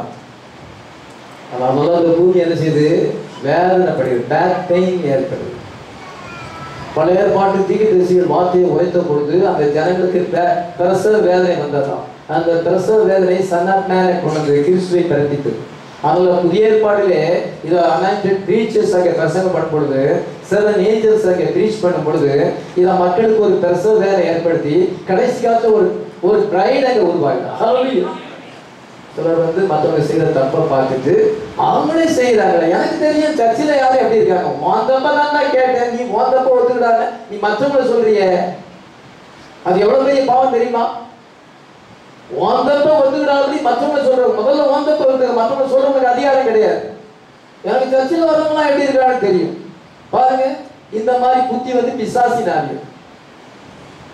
நீ செய்த தப்ப ஒத்துக்க, உன்ட அதை மட்டும் தான் கேட்கிறேன், மற்றவங்களை கேட்கல. பிள்ளைகளை எப்படி சீரட்டு போயிருக்கிறாங்க பாருங்க, தாய்மார்கள் பிள்ளைகளை எப்படி வளர்த்து வச்சிருக்கிறாங்க பாருங்க. கிறிஸ்தவ சூழ்நிலை வளர்க்கிறாங்க. அவ்வளவாக இருந்தால் மற்றவங்க தவறு செய்யும் பொழுது அதை இவங்க வச்சுக்கிட்டு அவங்க செய்யறாங்க, நானும் செய்யறேன். நம்ம உண்மையான தேவனுடைய பிள்ளைகள், பசுத்தாய் பெற்றவங்க, அவங்க செய்யற மாதிரி நம்ம செய்யக்கூடாது, நமக்கு எச்சரிப்புன்னு நினைப்பாங்க. சபைகளெல்லாம் சீரட்டு போகும் பொழுது, எல்லாம் வார்த்தையை விட்டு விளையும் பொழுது, உண்மையான பாஸ்டர் என்ன நினைக்கிறார், நம்ம ஒரு ரியல் ப்ரீச்சிங் பண்ணணும், ஹல்லேலூயா, ரியல் சர்ச்சை கொண்டு வரணும், ஹல்லேலூயா, அது ஒரு உண்மையான பாஸ்டர். அவங்களும் அப்படி போறாங்க, நம்மளும் போறாங்க. அது என்னது? பிசாசுடைய ஆதியால இருக்கு, மாம்சத்துக்கு பிரகாரம் நடக்கிறதால இருக்குது. உலகம் இன்னைக்கு சீரட்டு போச்சு. அவங்க அப்படி ட்ரெஸ் பண்றாங்க, இப்படி ட்ரெஸ் பண்றாங்க, நானும் அதே மாதிரி ட்ரெஸ் பண்ணுவேன்னா நான் அதுக்கு முன்னால ஒரு மாதிரியா இருக்கணும், ஹல்லேலூயா, அவங்களுக்கு ஒரு எச்சரிப்பா இருக்கணும், நான் கரெக்டா இருக்கணும். இதுதான் ஒரு வைராக்கியம் நமக்கு தேவை. நமக்குள்ள வாசம் பண்ணுற பசுத்தாக வைராக்கிய வாஞ்சி உடையவராக இருக்கிறார், ஹல்லேலூயா. அந்த வைராக்கியம், ஆவிக்குரிய வைராக்கியம் நமக்கு தேவை. செல்ஃபிஷ் மோட்டிவ், கிரீடி, பேராசை, சுயநலம், உலகம் வந்து பேலன்ஸ் மெயின் பண்ணுகிறது. முதல்ல அது கிறிஸ்துவை அது கொண்டு வந்தது, தீர்க்கதரிசிகள் பிரசங்கம் பண்ணும்போது. பழைய ஏற்பாட்டு தீர்க்கதரிசிகள் வந்து கடினமாக ஜனங்களை கடிந்து கொண்டார்கள். அது கடைசியாக அது son of man Jesus Christ அதை கொண்டு வந்தது, பெர்ஃபெக்ட் மேன் அங்கே கொண்டு வந்தது. இப்பொழுது 7 ஏஞ்சல்ஸ் வந்து கடினமாக போதித்தார்கள், வார்த்தையை போதித்தார்கள். அது கடைசி காலத்தில் சொன்னால் ஒரு கலைஞரை இல்லாத பெர்ஃபெக்ட் பிரைடை கொண்டு வருகிறது, ஹல்லேலூயா. இந்த பூமியை மனுஷன் கெடுத்து போட்டு விட்டால் இந்த பூமி பிரசவப்பட்டு அது ஒரு பெர்ஃபெக்ட் ஏடனை கொண்டு வரப்போம். எத்தனை விசுவாசிக்கிறோம்? ஆடம், ஈவ் அண்ட் ஏடன், இதான் மிஸ்ட்ரியா இருக்கிறாங்க. இன்னைக்கு ஃபர்ஸ்ட் வேர்ல்ட் வார்ல அது பிரசவப்படுகிறது, செகண்ட் வேர்ல்ட் வார்ல அதிகமாக பிரசவப்பட்டது, தேர்ட் வேர்ல்ட் வார்ல புதிய உலகத்தை அது பிறப்பிக்கிறது, ஹல்லேலூயா. அதான் பிரசவ வேதனை என்ற செய்தியை பெண்ணாம் விதமாய் சொல்லுகிறார். இதோ வெளிப்படுத்தல் 21,000 இன்று நான் புதிய வானத்தை புதிய பூமி கண்டேன், முந்தின வானம் முந்தின பூமி இல்லாமல் போய்விட்டது, சமுத்திரம் இல்லாமல் போய்விட்டது, ஹல்லேலூயா. புதிய பூமி வரணும்னா ஓல்டு பூமி விலக வேண்டும், புதிய வானம் வர வேண்டும் என்றால் ஓல்டு அங்கே இந்த ஹெவன் விலக வேண்டும். இந்த உலகம் அழிய வேண்டும், இந்த வேர்ல்ட் ஆர்டர் அழிய வேண்டும். இந்த உலகம் அழிஞ்சாதான் புதிய உலகம் ஏற்படும். முந்தின வானம் முந்தின பூமி இல்லாமல் போயிடுச்சு, சமுத்திரம் இல்லாமல் போயிடுச்சு, ஹல்லேலூயா. God always let man wisdom destroy himself. மனுஷன் தன்னுடைய அறிவினாலே உலகத்தை கெடுத்து விட்டார். The environment God made for Adam depended on each other. இதை என்விரான்மெண்ட் ஆண்டவர் உண்டாக்கினார், ஒருவரை ஒருவர் சார்ந்திருக்கும்படியாக உண்டாக்கினார். ஆனால் இப்பொழுது எல்லாத்தையும் கெடுத்து விட்டார். பின்பு என்ன செய்யும் என்றால் ஆண்டவர் அந்த புதிய என்விரான்மெண்ட்டை கொண்டு வரும் பொழுது, அவ்விதமான சுற்றுப்புற சூழல் கொண்டு பொழுது, இதோ ரூத் தன்னுடைய ப்ராப்பர்ட்டிக்கு அங்கே வருகிறார், நகோமி தன்னுடைய ப்ராப்பர்ட்டிக்கு அங்கே வருகிறார். இதை எலிமெலேக் ப்ராப்பர்ட்டி ரெடீம் ஆகிறது, ஹல்லேலூயா. இதனால சிருஷ்டியானது அழிவுக்குரிய அடிமைத்தனத்தை விடுதலை ஆகும்படியாக அது பிரசவ வேதனைப்படுகிறது என்று எழுதப்பட்டது.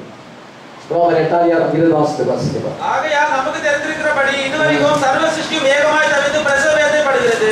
சர்வ சிருஷ்டி ஏகமாய் தவித்து பிரசவ வேதனைப்படுகிறது. எல்லா சிருஷ்டிகளும் தேவபுத்திரர் வெளிப்பட வேண்டும், சன்ஸ் ஆஃப் காட் மேனிஃபெஸ்ட் ஆக வேண்டும். நீங்க இன்னைக்கு தேவபுத்திரர், கடைசி காலத்துல ஒரு பெர்ஃபெக்ட் பிரைட் வர வேண்டும், ஹல்லேலூயா. அந்த பெர்ஃபெக்ட் பிரைட் வந்தால்தான் இன்னைக்கு மற்ற ஃபால்ஸ் காட்டில போறவங்க நமக்கு எச்சரிப்பு, அதெல்லாம் நம்மளும் போகலாம். பாவத்துல போறவங்க நமக்கு எச்சரிப்பு, பின்வாங்கி போனவங்க நமக்கு எச்சரிப்பு. ஒரு பையன் பேட் ஃப்ரெண்ட்ஸ் வச்சிருக்காங்க, அது நம்ம பார்த்து அவனை போல நம்ம போக கூடாது, நமக்கு எச்சரிப்பு. ஒரு கேஸ் சுடிதர மாட்டி கொண்டு இஷ்டமா ஜீவிக்குதா, நமக்கு எச்சரிப்பு. நமக்கு அதை பார்த்து அருவருப்பா இருக்கணும், நமக்கு அது எச்சரிப்பு. நம்ம அவங்கள போல ட்ரெஸ் பண்ண கூடாது, இதோ நமக்கு அது எச்சரிப்பா மாறணும். அவங்களை நம்ம ரிஜெக்ட் பண்ண வேண்டும். எப்படி பாத்தீங்களா? அவங்க ஒரு பெர்ஃபெக்ட் பிரைடா இருந்தா அப்படிதான் செய்வாங்க. அவங்க ஒரு பெர்ஃபெக்ட் பிரைடு ஆண்டவர் இன்னைக்கு கொண்டு வரணும். அது கொண்டு அந்த தேவபுத்திரர் வெளிப்படுத்துவதற்காக தான் சர்வ சிருஷ்டி காத்திருக்கிறது. அந்த ஈவ் வராம ஏழை வர முடியாது. ஈவ் ரெஸ்டோர் ஆனா தான் அங்க ஏழை வரணும். அதனால எல்லா சிருஷ்டிகளும் ஏழை எல்லா சிருஷ்டிகளும் இருந்தது. அதெல்லாமே காத்திருக்கிறது. எதுக்காக காத்திருக்கிறது? இந்த தேவபுத்திரர்கள், இந்த செகண்ட் ஈவ் வர வேண்டும், பெர்ஃபெக்ட் பிரைடு வர வேண்டும், தேவபுத்திரர் வெளிப்பட வேண்டும். ஹல்லேலூயா. உலகத்துக்கு ஒத்த வேஷாமல் தரிக்க கூடாது. உலகத்துல இருக்க பாவிகள் மாதிரி அவங்க நடக்க கூடாது. அவங்க முற்றிலும் வார்த்தைக்கு ஜீவிக்க வேண்டும். ஹல்லேலூயா. அவங்க 4 எலிமெண்ட்ஸ் அங்கே 4 எலிமெண்ட்ஸ் 4 காரியங்கள் அங்கே இருக்குது. 4 லிவிங் திங்ஸ் ஆண்டவர் உண்டாக்கி இருக்கிறார். இரும்பு, செம்பு, இது மார்பிள், கிரானைட், இது எல்லாத்தையும் அந்த மினரல்ஸ் எல்லாத்தையும் இந்த பூமியில உண்டாக்கி இருக்கிறார். நான் லிவிங் என்விரான்மெண்ட். பின்பு என்ன ட்ரீஸ், அங்கே ட்ரீஸ், அனிமல்ஸ் எல்லாம் மனுஷனெல்லாம் அதை புசித்து அவன் ஜீவிக்கிறான். அதை புசித்து ஜீவித்து பழகி பெறுகிறாங்க. அதை லைஃப்பை ப்ரொடியூஸ் பண்ணுறாங்க. அதான் தன்னை போல குமாரனை கொண்டு வர வேண்டும், தங்களை போல குமாரிகளை கொண்டு வர வேண்டும். அந்தந்த விதையை உடையதான கனிமரங்கள், அந்தந்த விதையை ப்ரொடியூசிங் ஆஃப் லைஃப். அதன் பின்பு மூணாவதாக என்னவென்றால்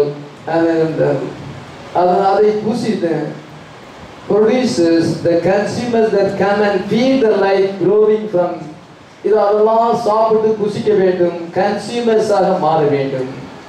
அதன் பின்பு டீகம்போசர், மரம் அழுது செத்து அழுகி போகுது, மறுபடியும் அது வருவார், துளுத்து வரும், கீழே இருந்து செடி வரும்.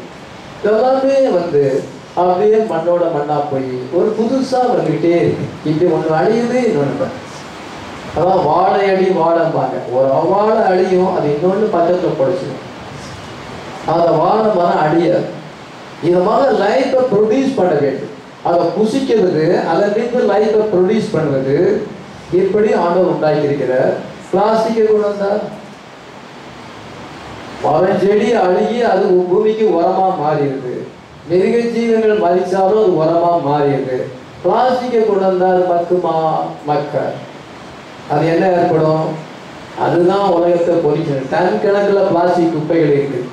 அதை கொண்டு போய் எங்கே கொண்டு போடுறது? இதை ரசாயன கழிவு இருக்கிறது, அதை எங்கே போடும்? ஆண்டவர் அப்படி உண்டாக்குனாரா? இல்லையே. அது மறுபடியும் அது பிரயோஜனம் ஆயிடும்.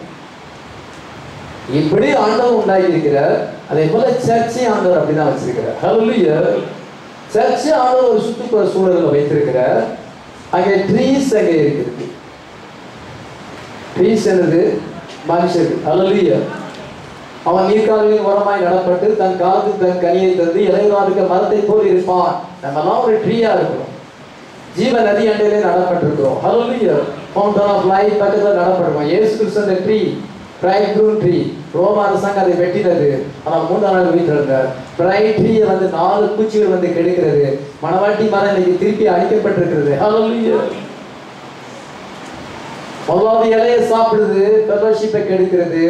ரெண்டாவது அதனுடைய கனிகளை சாப்பிடுகிறது, ஸ்பிரிச்சுவல் ஃப்ரூட்டை சாப்பிடுகிறது, பட்டையை சாப்பிடுது, டாக்டினை சாப்பிடுது. இந்த சாப் அதனுடைய மரத்துக்கு சாரையை உரிக்கிறது. வெட்டுகளிலும் பச்சைகளிலும் முசுகுடைய பூச்சிகளும் இதான் அந்த பச்சை புழுக்களும் இந்த வருஷத்தின் விளைவை நான் திரும்ப தருவேன். யோவேல் 2:25. இதை இந்த பூச்சிகள் சாப்பிட்டு அந்த ஷேப் அந்த லைஃப், அந்த ஜீவனையே உறிஞ்சி விடுகிறது. அந்த கர்த்தரை மணவாட்டி மரத்தை திருப்பி கொண்டு இருக்கிறார். ஹல்லேலூயா. இதோ சபையானது என்ன எப்படி இருக்குது என்றால், முதலாவது ஆண்டவர் அங்கே வேலை கொடுக்கிறார். ஹல்லேலூயா. ஒரு பாஸ்டர் வார்த்தை ஆண்டவர் கொடுக்கணும். பாஸ்டர் என்ன விசேஷ காரியம்? பாஸ்டர் வார்த்தை வருகிறது. அவர் பிரசங்கம் பண்ணும் பொழுதெல்லாம் வார்த்தை வருகிறது. அவர் எப்பொழுது பிரசங்கம் பண்ண நிற்கிறாரோ அப்பொழுது அவருக்கு வார்த்தையை கொடுக்கிறார். அவருடைய வாயில தேவனுடைய வார்த்தை இருக்கிறது. அதுதான் அந்த வேர்ட் ஆஃப் லைஃப் அங்கே இருக்கிறது. ஹல்லேலூயா. ஆண்டவர் ஒரு பாஸ்டரை கொடுக்கிறார். இது அது மாத்திரமல்ல, என்ன செய்யறார் என்றால் ஆண்டவர் சில மினிஸ்டர்ஸை கொடுக்கிறார். ஹல்லேலூயா. இதோ என்றால் முதல்ல வேர்டை கொடுக்கிறார், ரெண்டாவது மினிஸ்டரை கொடுக்கிறார். அந்த மினிஸ்டர் வார்த்தையை போதிக்கிறார். ஹல்லேலூயா. அதன் பின்பு என்ன செய்யறார் என்றால் இதோ காங்கிரிகேஷனை கொண்டு வருகிறார். ஒரு சபையார் அந்த வார்த்தையை சுற்றி ஐக்கியப்படும்படியான ஒரு சபையாரை கொண்டு வருகிறார். அதன் பின்பு சில டீக்கன்ஸை கொண்டு வருகிறார். ஆராதனையில சாங் லீடிங் இருக்கிறது, மியூசிக் வாசிக்கிறது இருக்கிறது, இதை கம்ப்யூட்டர் சரி பண்ணணும், ஜெனரேட்டர் சரி பண்ணணும், இதை இந்த இடத்தெல்லாம் சுத்தம் பண்ணி வைக்கணும், நிறைய வேலைகள் இருக்கிறது. இதெல்லாமே ஒவ்வொருத்தரும் இந்த ஊழியத்துல பிரயோஜனப்படுறாங்க. இவங்கெல்லாம் ஊழியத்துல ஒரு பார்ட்ஸாக மாறுகிறார். அப்போ முதலாவது வேர்டு, ரெண்டாவது மினிஸ்டர், மூணாவது காங்கிரிகேஷன், நாலாவது என்றால் இதை உதவி செய்கிற டீக்கன்ஸ் அங்கே இருக்கிறாங்க. இப்படியாக ஒரு சபையான சுற்றுப்புற சூழல் ஏற்படுறது. நம்ம ஏதாவது அதை செய்யறோமா? ஏதாவது அதில் ஒரு பங்கு இருக்கிறோமா? நம்ம பங்கு இல்லாமல் வாக்குவாதம் பண்ண மட்டும் வந்தால் என்ன இருக்கும்? ஊழியத்தை ஒரு சுண்டு வரலாலும் தூக்குறது கிடையாது. இது அப்படி நம்ம இருந்தா நம்ம தேவனுடைய சேவையில பங்கு பெறலன்னா அவருக்கு முன்னால எப்படி போய் நிக்க முடியும்? உனக்காக மறிச்சல, நீ எனக்காக என்ன செய்தாய்? நம்ம எல்லாரும் ஒரு ஊழியத்துல ஒரு பார்ட்ஸா இருக்கிறோம். ஹல்லேலூயா. இதை நெட்ல அப்டேட் பண்ணணும், இதை பல காரியங்கள்லாம் இருக்கிறது இந்த ஊழியத்துல. இப்படியாக இருந்தால் இதை நம்ம அந்த ஊழியத்தை தாங்குறோம். ஆண்டவர் ஒரு என்விரான்மென்ட் ஏற்படுத்துகிறார். சில வரிசையை விட்டு விலகும் பொழுது இந்த சூழ்நிலையை கெடுக்கிறார். நம்ம இந்த சூழ்நிலையை கெடுக்கக்கூடாது. ஹல்லேலூயா. வார்த்தை போதிக்கப்படுவது தடையா இருக்கக்கூடாது. பாசத்துக்கு எந்த விதத்திலும் பிரச்சனை ஏற்படுத்தக்கூடாது. மற்றவங்களுக்கு நம்ம எந்த விதத்திலும் இடங்களா இருக்கக்கூடாது. இதை ஊழியத்திலே நம்ம உதவியாளர்களாக இருக்க வேண்டும். அப்படி இருந்தா இந்த சபை கரைக்கு. இப்பொழுது நம்ம சபை கரைச்சா இருக்குது. ஹல்லேலூயா. சில வரிசை விட்டு விலக நினைக்கிறார்கள், அது சரி. எப்படி மனுஷன் ஆண்டவர் உலகத்தை ஒரு ஈக்காலஜி சிஸ்டத்துல வைக்கும் பொழுது மனுஷன் எப்படி அதை கெடுத்து விட்டாரோ, தன்னுடைய சுய புத்தியால் கெடுத்தோம், அதே போலதான் ஊழியத்தை பிசாசு கெடுக்க வரும். வரிசையில வர மாட்டாங்க. Line up with word. ஹல்லேலூயா. பெண்ணாக்கான மனவாட்டி எங்க போகும் பொழுது சிலர் வரிசை விட்டு விலகும் பொழுது வரிசையில வாருங்கள் என்று சத்தப்படுகிறார். நம்ம வரிசையில வர வேண்டிய ஈக்காலஜி இருக்கணும். Bird life, animal life, marine life, இதாக என்றால் எல்லாமே சரியாக இசைவாக ஒன்றோடு ஒன்று ரிலேஷன்ஷிப்பா இருக்கும் பொழுது அந்த காட்சி எப்படி இருக்கும்? அதே காட்சி தான் நம்முடைய சபையில இருக்க வேண்டியதா இருக்குது. ஹல்லேலூயா. ரியல் ஸ்பிரிச்சுவல் அட்மாஸ்பியர்ல நம்ம இருக்கிறோம். ஆமென். அல்ல மனுஷன் என்ன செய்யறாங்க? பொலிட் பண்ணிவிட்டான். அதனால என்ன செய்யறான் என்றால் மனுஷனுக்கு ஒரு ஆசை இருக்கு, அந்த ஏழையனுக்கு போகணும். அதை அவன் தான் அந்த இதுல அவன் அறியாமலே காமிக்கிறான். அதனால மனுஷன் என்ன செய்யறான் என்றால் ஒரு வீடை கட்டி சுற்றி செடி வைக்கிறான். ஏன்னா அவன் ஏழையனுக்கு போகணுங்க மனசுல அதை வெளிப்படுத்துது. செடியை வச்சு அழகா இருக்க பார்க்கிறான். மர செடிகளை கொண்டு வருகிறாங்க. வீட்டுல செடி இருந்தாதான் நல்லா இருக்கும். பிள்ளைகள் என்ன பண்ணுது? இதான் என்ன மீன் வளர்க்கணும்னு அது ஆசைப்படுது. மெரைன் லைஃப், மீனை கொண்டு வரணும். இதெல்லாம் என்ன புறா வளர்க்கணும் அப்படின்னு நினைக்கிறான். என்னுடைய மனைவி பூஞ்செடி வளர்த்தது அதிக ஆசை. அதனால தான் அவன் தான் அந்த பூஞ்செடியை பராமரிக்கிறான். எனக்கு பூஞ்செடியில விருப்பம் கிடையாது. எனக்கு கத்திரிக்காய், தக்காளி பழம், தென்னை மரம் இதெல்லாம் போடணும். ஒரு காலத்துல நான் அதான் செய்யும். இப்ப இடம் இல்லை. எனக்கு பிரயோஜனமான செடிகளை வளர்க்கணும் எப்படின்னு எனக்கு ஆசை. அவளுக்கு பூஞ்செடி வளர்க்கணும்னு ஆசை. கேரளிக்கு புறா வளர்க்கணும்னு ஆசை. அது பேட் லைஃப். இதான் பேரப்பிள்ளை என்ன சொல்லுது? அந்த ஜாஸ்பர் ஜோசிபத் சொல்றான், அவன் தாத்தா எனக்கு மீன் இல்லை, எனக்கு மீன் தொட்டி இல்லை. சரி, உனக்கு ஒரு சின்ன மீன் தொட்டி வாங்கி தரேன். அதில் கொஞ்சம் கட்டிஸ் மீனை போட்டு இதை அங்கே வளர்க்கும் பொழுது அந்த ரெண்டாவது பொண்ணு கேரட்டை தண்ணியில் முட்டி சாப்பிட்டு, அதனால இனி மீன் தொட்டிலாம் வேண்டான்னு தூக்கி வர்றேன். இப்போ எனக்கு மீன் வேணும். கிறிஸ்தாரன் சொல்றான், எனக்கு மீன் வேணும், எனக்கு செடி வேணும். இதெல்லாம் நம்ம அந்த ஏழையனுக்கு போகணுங்கிறத நம்ம வெளிப்படு. டீப் காலிங் தி டீப். ஹல்லேலூயா. நமக்குள்ள ஒரு மாற்றம் இருக்கிறது. நமக்குள்ள ஒரு ஏர்னஸ் டிசைர் என்ன வந்தால் அந்த ஏடன் எப்படி இருந்தது? மரம், செடி, மிருகங்கள், பறவைகள், மீன்கள் எவ்வளவு அழகா இருந்துச்சு. ஹல்லேலூயா. மனுஷன் இன்னைக்கு செயற்கையாக உற்பத்தி பண்ணல. என்ன டெம்பரேச்சர் எப்படி இருந்தது? அங்கதான் இன்னைக்கு ஏர் கண்டிஷனை கொண்டு வர பார்க்கலாம். இப்படியாக மனுஷன் இன்றைக்கு ஆவி புறப்பாடுகளை பெற்ற நாமும் கூட அந்த புத்திர சிவீகாரமாகிய அந்த சரீர மீட்பாகி புத்திர சிவீகாரம் வரைக்கும் நமக்குள்ளே காத்து தவிக்கிறோம். ஹல்லேலூயா. நமக்கு தெரிந்திருக்கிறபடி சர்வ சிருஷ்டி பிரசவேதனைப்பட்டு பிரசவேதனைப்படுகிற எதுக்கு? அந்த அழிவுக்குரிய அடிமைத்தனத்தில் விடுதலையாகி தேவனுடைய பிள்ளைக்குரிய மகிமையான சுயாதீனத்தை பெறும்படியாக அது அப்படியே காத்து தவிக்கிறது. எல்லாமே ஏடேனிக்கு பெருப்பச்சிட்டு போகணும். ஏடேனிக்கு பெரும் அங்கே மரம் செடியெல்லாம் அழகா இருக்கும். எதிர்வேறு இடையிலுக்கு போகணும். அங்கே ஸ்பிரிச்சுவல் அட்மாஸ்பியர் இருக்கும். பாதிகள் ரவுடிகள் இருக்க மாட்டாங்க, குடிகாரர்கள் இருக்க மாட்டாங்க, ராட்டன் பாலிடிக்ஸ் அங்கே இருக்காது. பாலிடிக்ஸ் சாக்கடையாக இருக்கு. Lord has come down. இந்த ஆண்டவர் நமக்கு வந்திருக்கிறார். ஹல்லேலூயா. இதோ பிரதர் ஆண்டவர் எனக்கு ஹீலிங் சுகம் கொடுக்கறதுக்காக மட்டும் வந்தாரா? இல்ல, நமக்கு டைட்டில் டீடு கொடுத்திருக்கிறார். ஹல்லேலூயா. எத்தனை விசுவாசிக்கிறோம்? இந்த பலமுள்ள ஒரு தூதன் இறங்கி வந்த இந்த ஏழையாக இதை மாற்றுவதற்காக இறங்கி வந்திருக்கிறார். ஹல்லேலூயா. அதனால to pull a people out of Jacob's backfield. ஒரு ஜனங்களை இழுக்கிறார். ஹல்லேலூயா. நீ உங்க கூட ஏன் கூட பேசுறார்? இத நான் ஏன் கடினமா போதிக்கிறேன்? உங்களை வந்து அந்த ஏழைக்கு கொண்டு போறதுக்காக, பாதாளத்துக்கு போக கூடாதுங்கிறதுக்காக. சினிமா பார்த்து பாதாளத்துக்கு போவாரு. அவிசுவாசியோட ஐக்கியம் வச்சு பாதாளத்துக்கு போவாரு. சோசியல் மூவ்மெண்ட்ஸ் பண்ணி பாதாளத்துக்கு போவாங்க. நீ அங்க போவாத, நீ ஏடேனுக்கு வா அப்படிங்கிறதான் ஆண்டவர் புல் பண்ற இழுக்கிறார். ஹல்லேலூயா. இப்பொழுது ஏடேன் வர வேண்டிய நேரம். ஹல்லேலூயா. நம்ம பாடி வந்து இந்த ராப்சரை எதிர்நோக்கி இருக்கிறது. ஹல்லேலூயா. our body have already changed heavenly. நம்முடைய பாடி வார்த்தையை கேட்க சுகம் வந்துருது. மாத்திரை மெடிசன் டாக்டர்கிட்ட போறலாம் குறைஞ்சு போகுது. நமக்கு சுகம் வருது. ஹல்லேலூயா. ஏனென்றால் ராப்சர் கண்டிஷனா மாறிக்கொண்டிருக்கிறோம். ஹல்லேலூயா. Here more and more as we feed upon the word of God. தேவனுடைய வார்த்தையினாலே நம்ம அதிகமாக போஷிக்கப்படும் பொழுது நம்முடைய பாடி ராப்சரிக் கண்டிஷனுக்கு வந்து விடுது. ஹல்லேலூயா. அதுல சந்தோஷம், அதுல மகிழ்ச்சி வரும் பொழுது வியாதி போய் விடுது. ஹல்லேலூயா. எத்தனை விசுவாசிக்கிறோம்? நம்ம இன்னைக்கு ஒபீடியன்ஸ் தேவை. ஆண்டவரே நம்முடைய ராஜ்யம் வருது. 4 ட்ரம்பட் ஊதும் பொழுது எல்லாமே கெட்டு போய்விட்டது. இன்னைக்கு எல்லாமே பொலியூட்டட் ஆகிருக்கு. ஆனால் நான் வந்து ஆண்டவரே நீர் வந்து இன்னைக்கு இறங்கி வந்திருக்கிறேன். டைட்டில் டீட முதல்ல தந்துருதான் அந்த ப்ராப்பர்ட்டிக்கு நம்ம போகிறோம். ஹல்லேலூயா. from coast to coast, ஆளாக்கு வந்து இந்த கடல்ல இருந்து அந்த கடல் வரைக்கும் எல்லாம் சுதந்திரம். இஸ்ரவேல் ஜனங்களுக்கு சொல்றார், லீபனான் முதற்கொண்டு அந்த பெரிய சமுத்திரம் வரைக்கும் இதெல்லாம் உங்களுடைய எல்லையா இருக்கும் என்று சொன்னார். அந்த லேண்ட் ஆஃப் கேனன் உங்களுக்கு தருகிறேன். ஒருத்தர் வந்து கடன்பட்டு போனால் இது அவங்களுக்கு வந்து ஒரு வழி இருக்கிறது. அந்த 50th year வரும் பொழுது, அந்த ஜூபிலி எக்காலம் ஊதும் பொழுது, பாவ நிறுத்தி பண்டிகை அன்னைக்கு அந்த எக்காலத்தை ஒரு ஊதும் பொழுது அவங்க என்ன செய்யறாங்க? எக்கால துணி செய்ய வேண்டும். அதாவது லேவியராகமம் 25:9 வாசிக்கலாம்.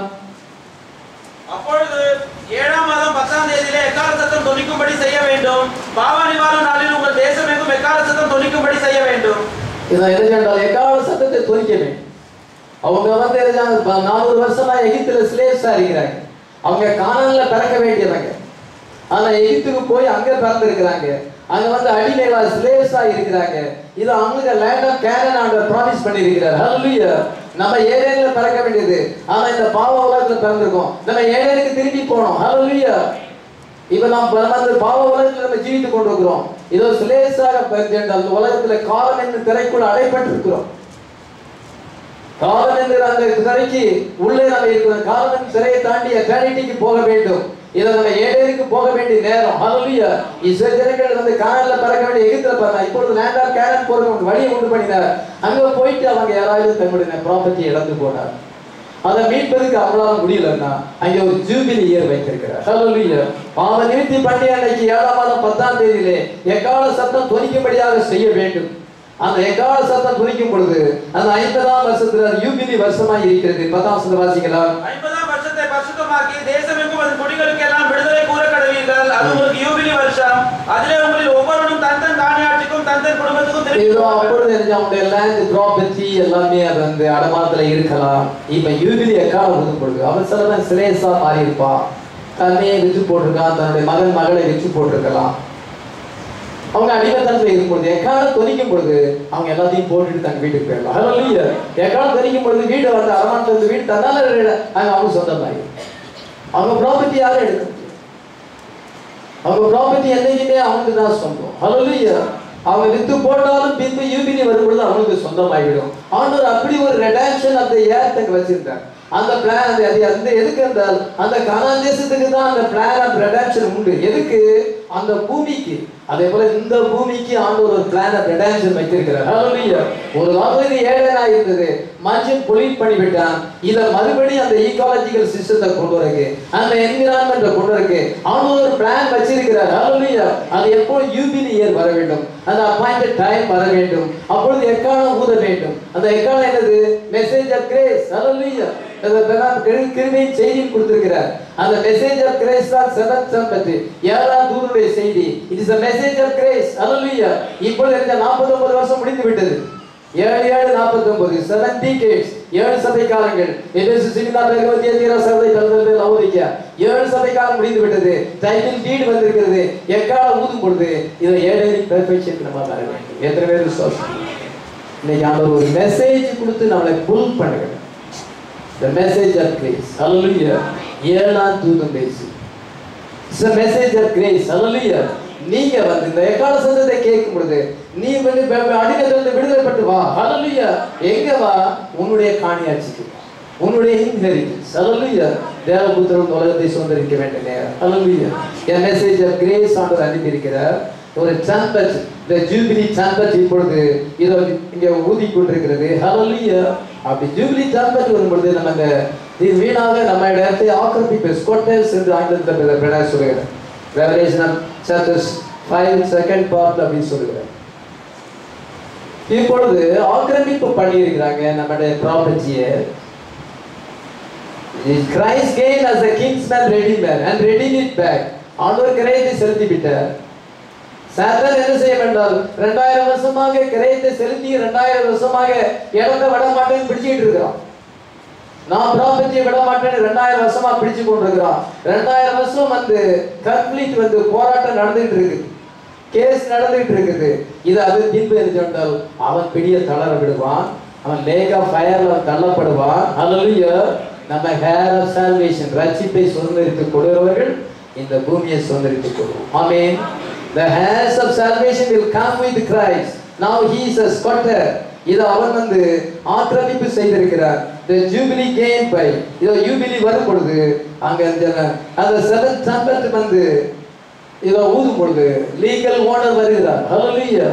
legal owner God வருகிறார். Hallelujah. கர்த்தர் வரும் பொழுது ஆக்கிரமிப்பாளன் ஓடி போவான். Hallelujah. சாத்தான் ஓடி போவான்.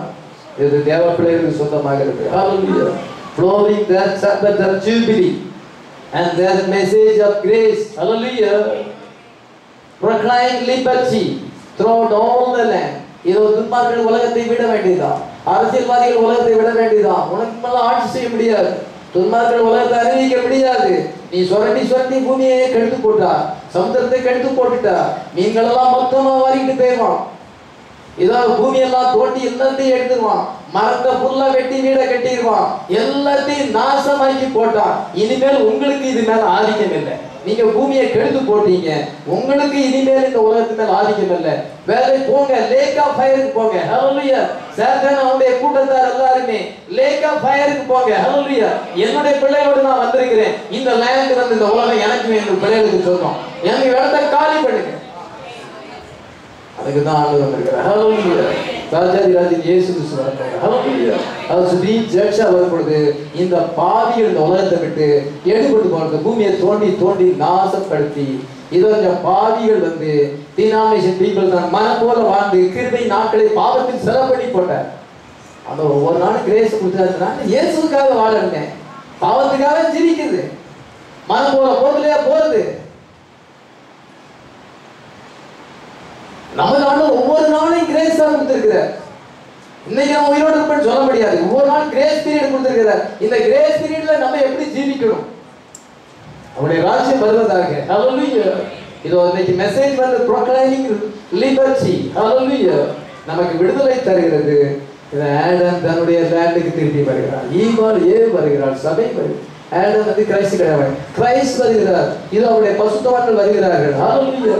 நீ வந்து பாவிகளை விலகி போங்க, அக்கினி கடலுக்கு போங்க. No man can take your promise.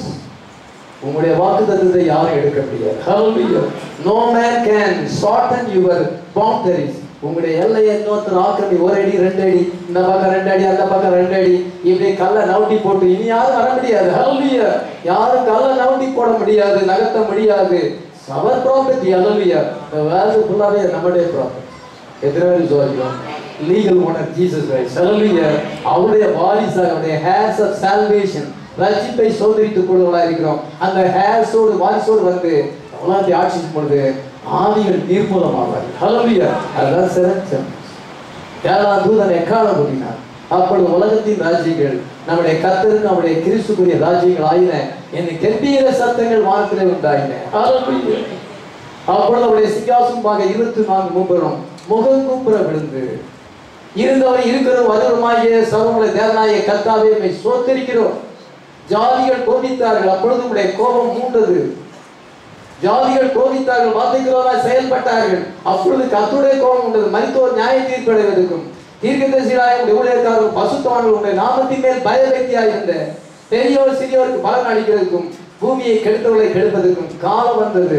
அவளது பரலோகத்தை தேவனுடைய ஆலயம் திறக்கப்பட்டது. அவருடைய ஆலயத்தில் உடன்படிக்கை பற்றி காணப்பட்டது. இதன் சத்தங்கள் இடிமுழக்கம் மின்னலும் பூமி அதிர்ச்சி உண்டாயின. நான் செவன்த் என்றால் the message of grace. hallelujah. இந்த மெசேஜ் ஆஃப் கிரேஸ் இன்னைக்கு ப்ரோக்ளைம் ஆகிறது. அது ஒரு ஸ்கொட்டர்ஸ் தங்களுடைய பிடிய விட வேண்டும். ஆக்கிரமிப்பாளர்கள் இந்த உலகத்தை இல்லீகலாக சாத்தான அவனுடைய பிரஜைகளும் ஆக்கிரமிப்பு செய்திருக்கிறார்கள். தங்களுடைய இடத்தை விட்டு விலகி போக வேண்டிய நேரம். இதில் இயேசு கிறிஸ்துவோடைய பிள்ளைகள் வந்து ஆட்சி செய்ய வேண்டிய நேரம். ஹல்லேலூயா. முதலாம் உயிர்த்தெழுதலுக்கு பங்குள்ளவர் பாக்கியமான பசுத்தவானுமாக இருக்கிறார். இவர்கள் மேல் இரண்டாம் மரணத்துக்கு அதிகாரம் இல்லை. அவர்களுக்கு தேவனுக்கு கிறிஸ்து முன்பாக ஆசாரியராய் ராஜாக்களும் ஆசாரியமாய் 1000 வருஷம் ஆளுகை செய்வார். ஹல்லேலூயா. மரணமும் பாதாளமும் அக்கினி கடலில் தள்ளப்பட்டது. ஜீவ புஸ்தகத்தில் பேரப்பட்டவனாக காணப்படாத எவனோ அவன் அக்கினி கடலில் தள்ளப்பட்டான். இந்த பாவிகள், இந்த பூமியை ஆக்கிரமித்து செய்த பாவிகள், கிருபை நாளை பாவத்திலே செலவு பண்ணி போட்டவர்கள், தேவ பயம் இல்லாத பொல்லாத துன்மார்க்கர்கள், அசட்டைக்காரர்கள், பின்வாங்கி போனவர்கள், பொலிட்டீஷியன்ஸ், சயின்டிஸ்ட், இதென்றால் இந்த பூமியை கெடுத்த அனைவரும் அக்கினி கடலில் தள்ள. ஜீவ புஸ்தகத்தில் பெயரிடப்பட்டவனாக காணப்படாத எவனோ அவன் அக்கினி கடலில் தள்ளப்பட்டான். மரணமும் பாதாளமும் இத மரணம் என்று சாத்தான் அவன் அக்கினி கடலில் தள்ளப்பட்டான் என்று சொல்லப்பட்டிருக்கிறது. தேவனுடைய வார்த்தை சத்தியம். அது நிறைவேற வேண்டிய நேரத்தில் அது காலம் அதிகமாகி போய்விட்டது. சந்ததி இப்பொழுது முழங்கிக் கொண்டிருக்கிறது. Is a jubilee trumpet. Hallelujah. It's a message of grace. Hallelujah. நம்ம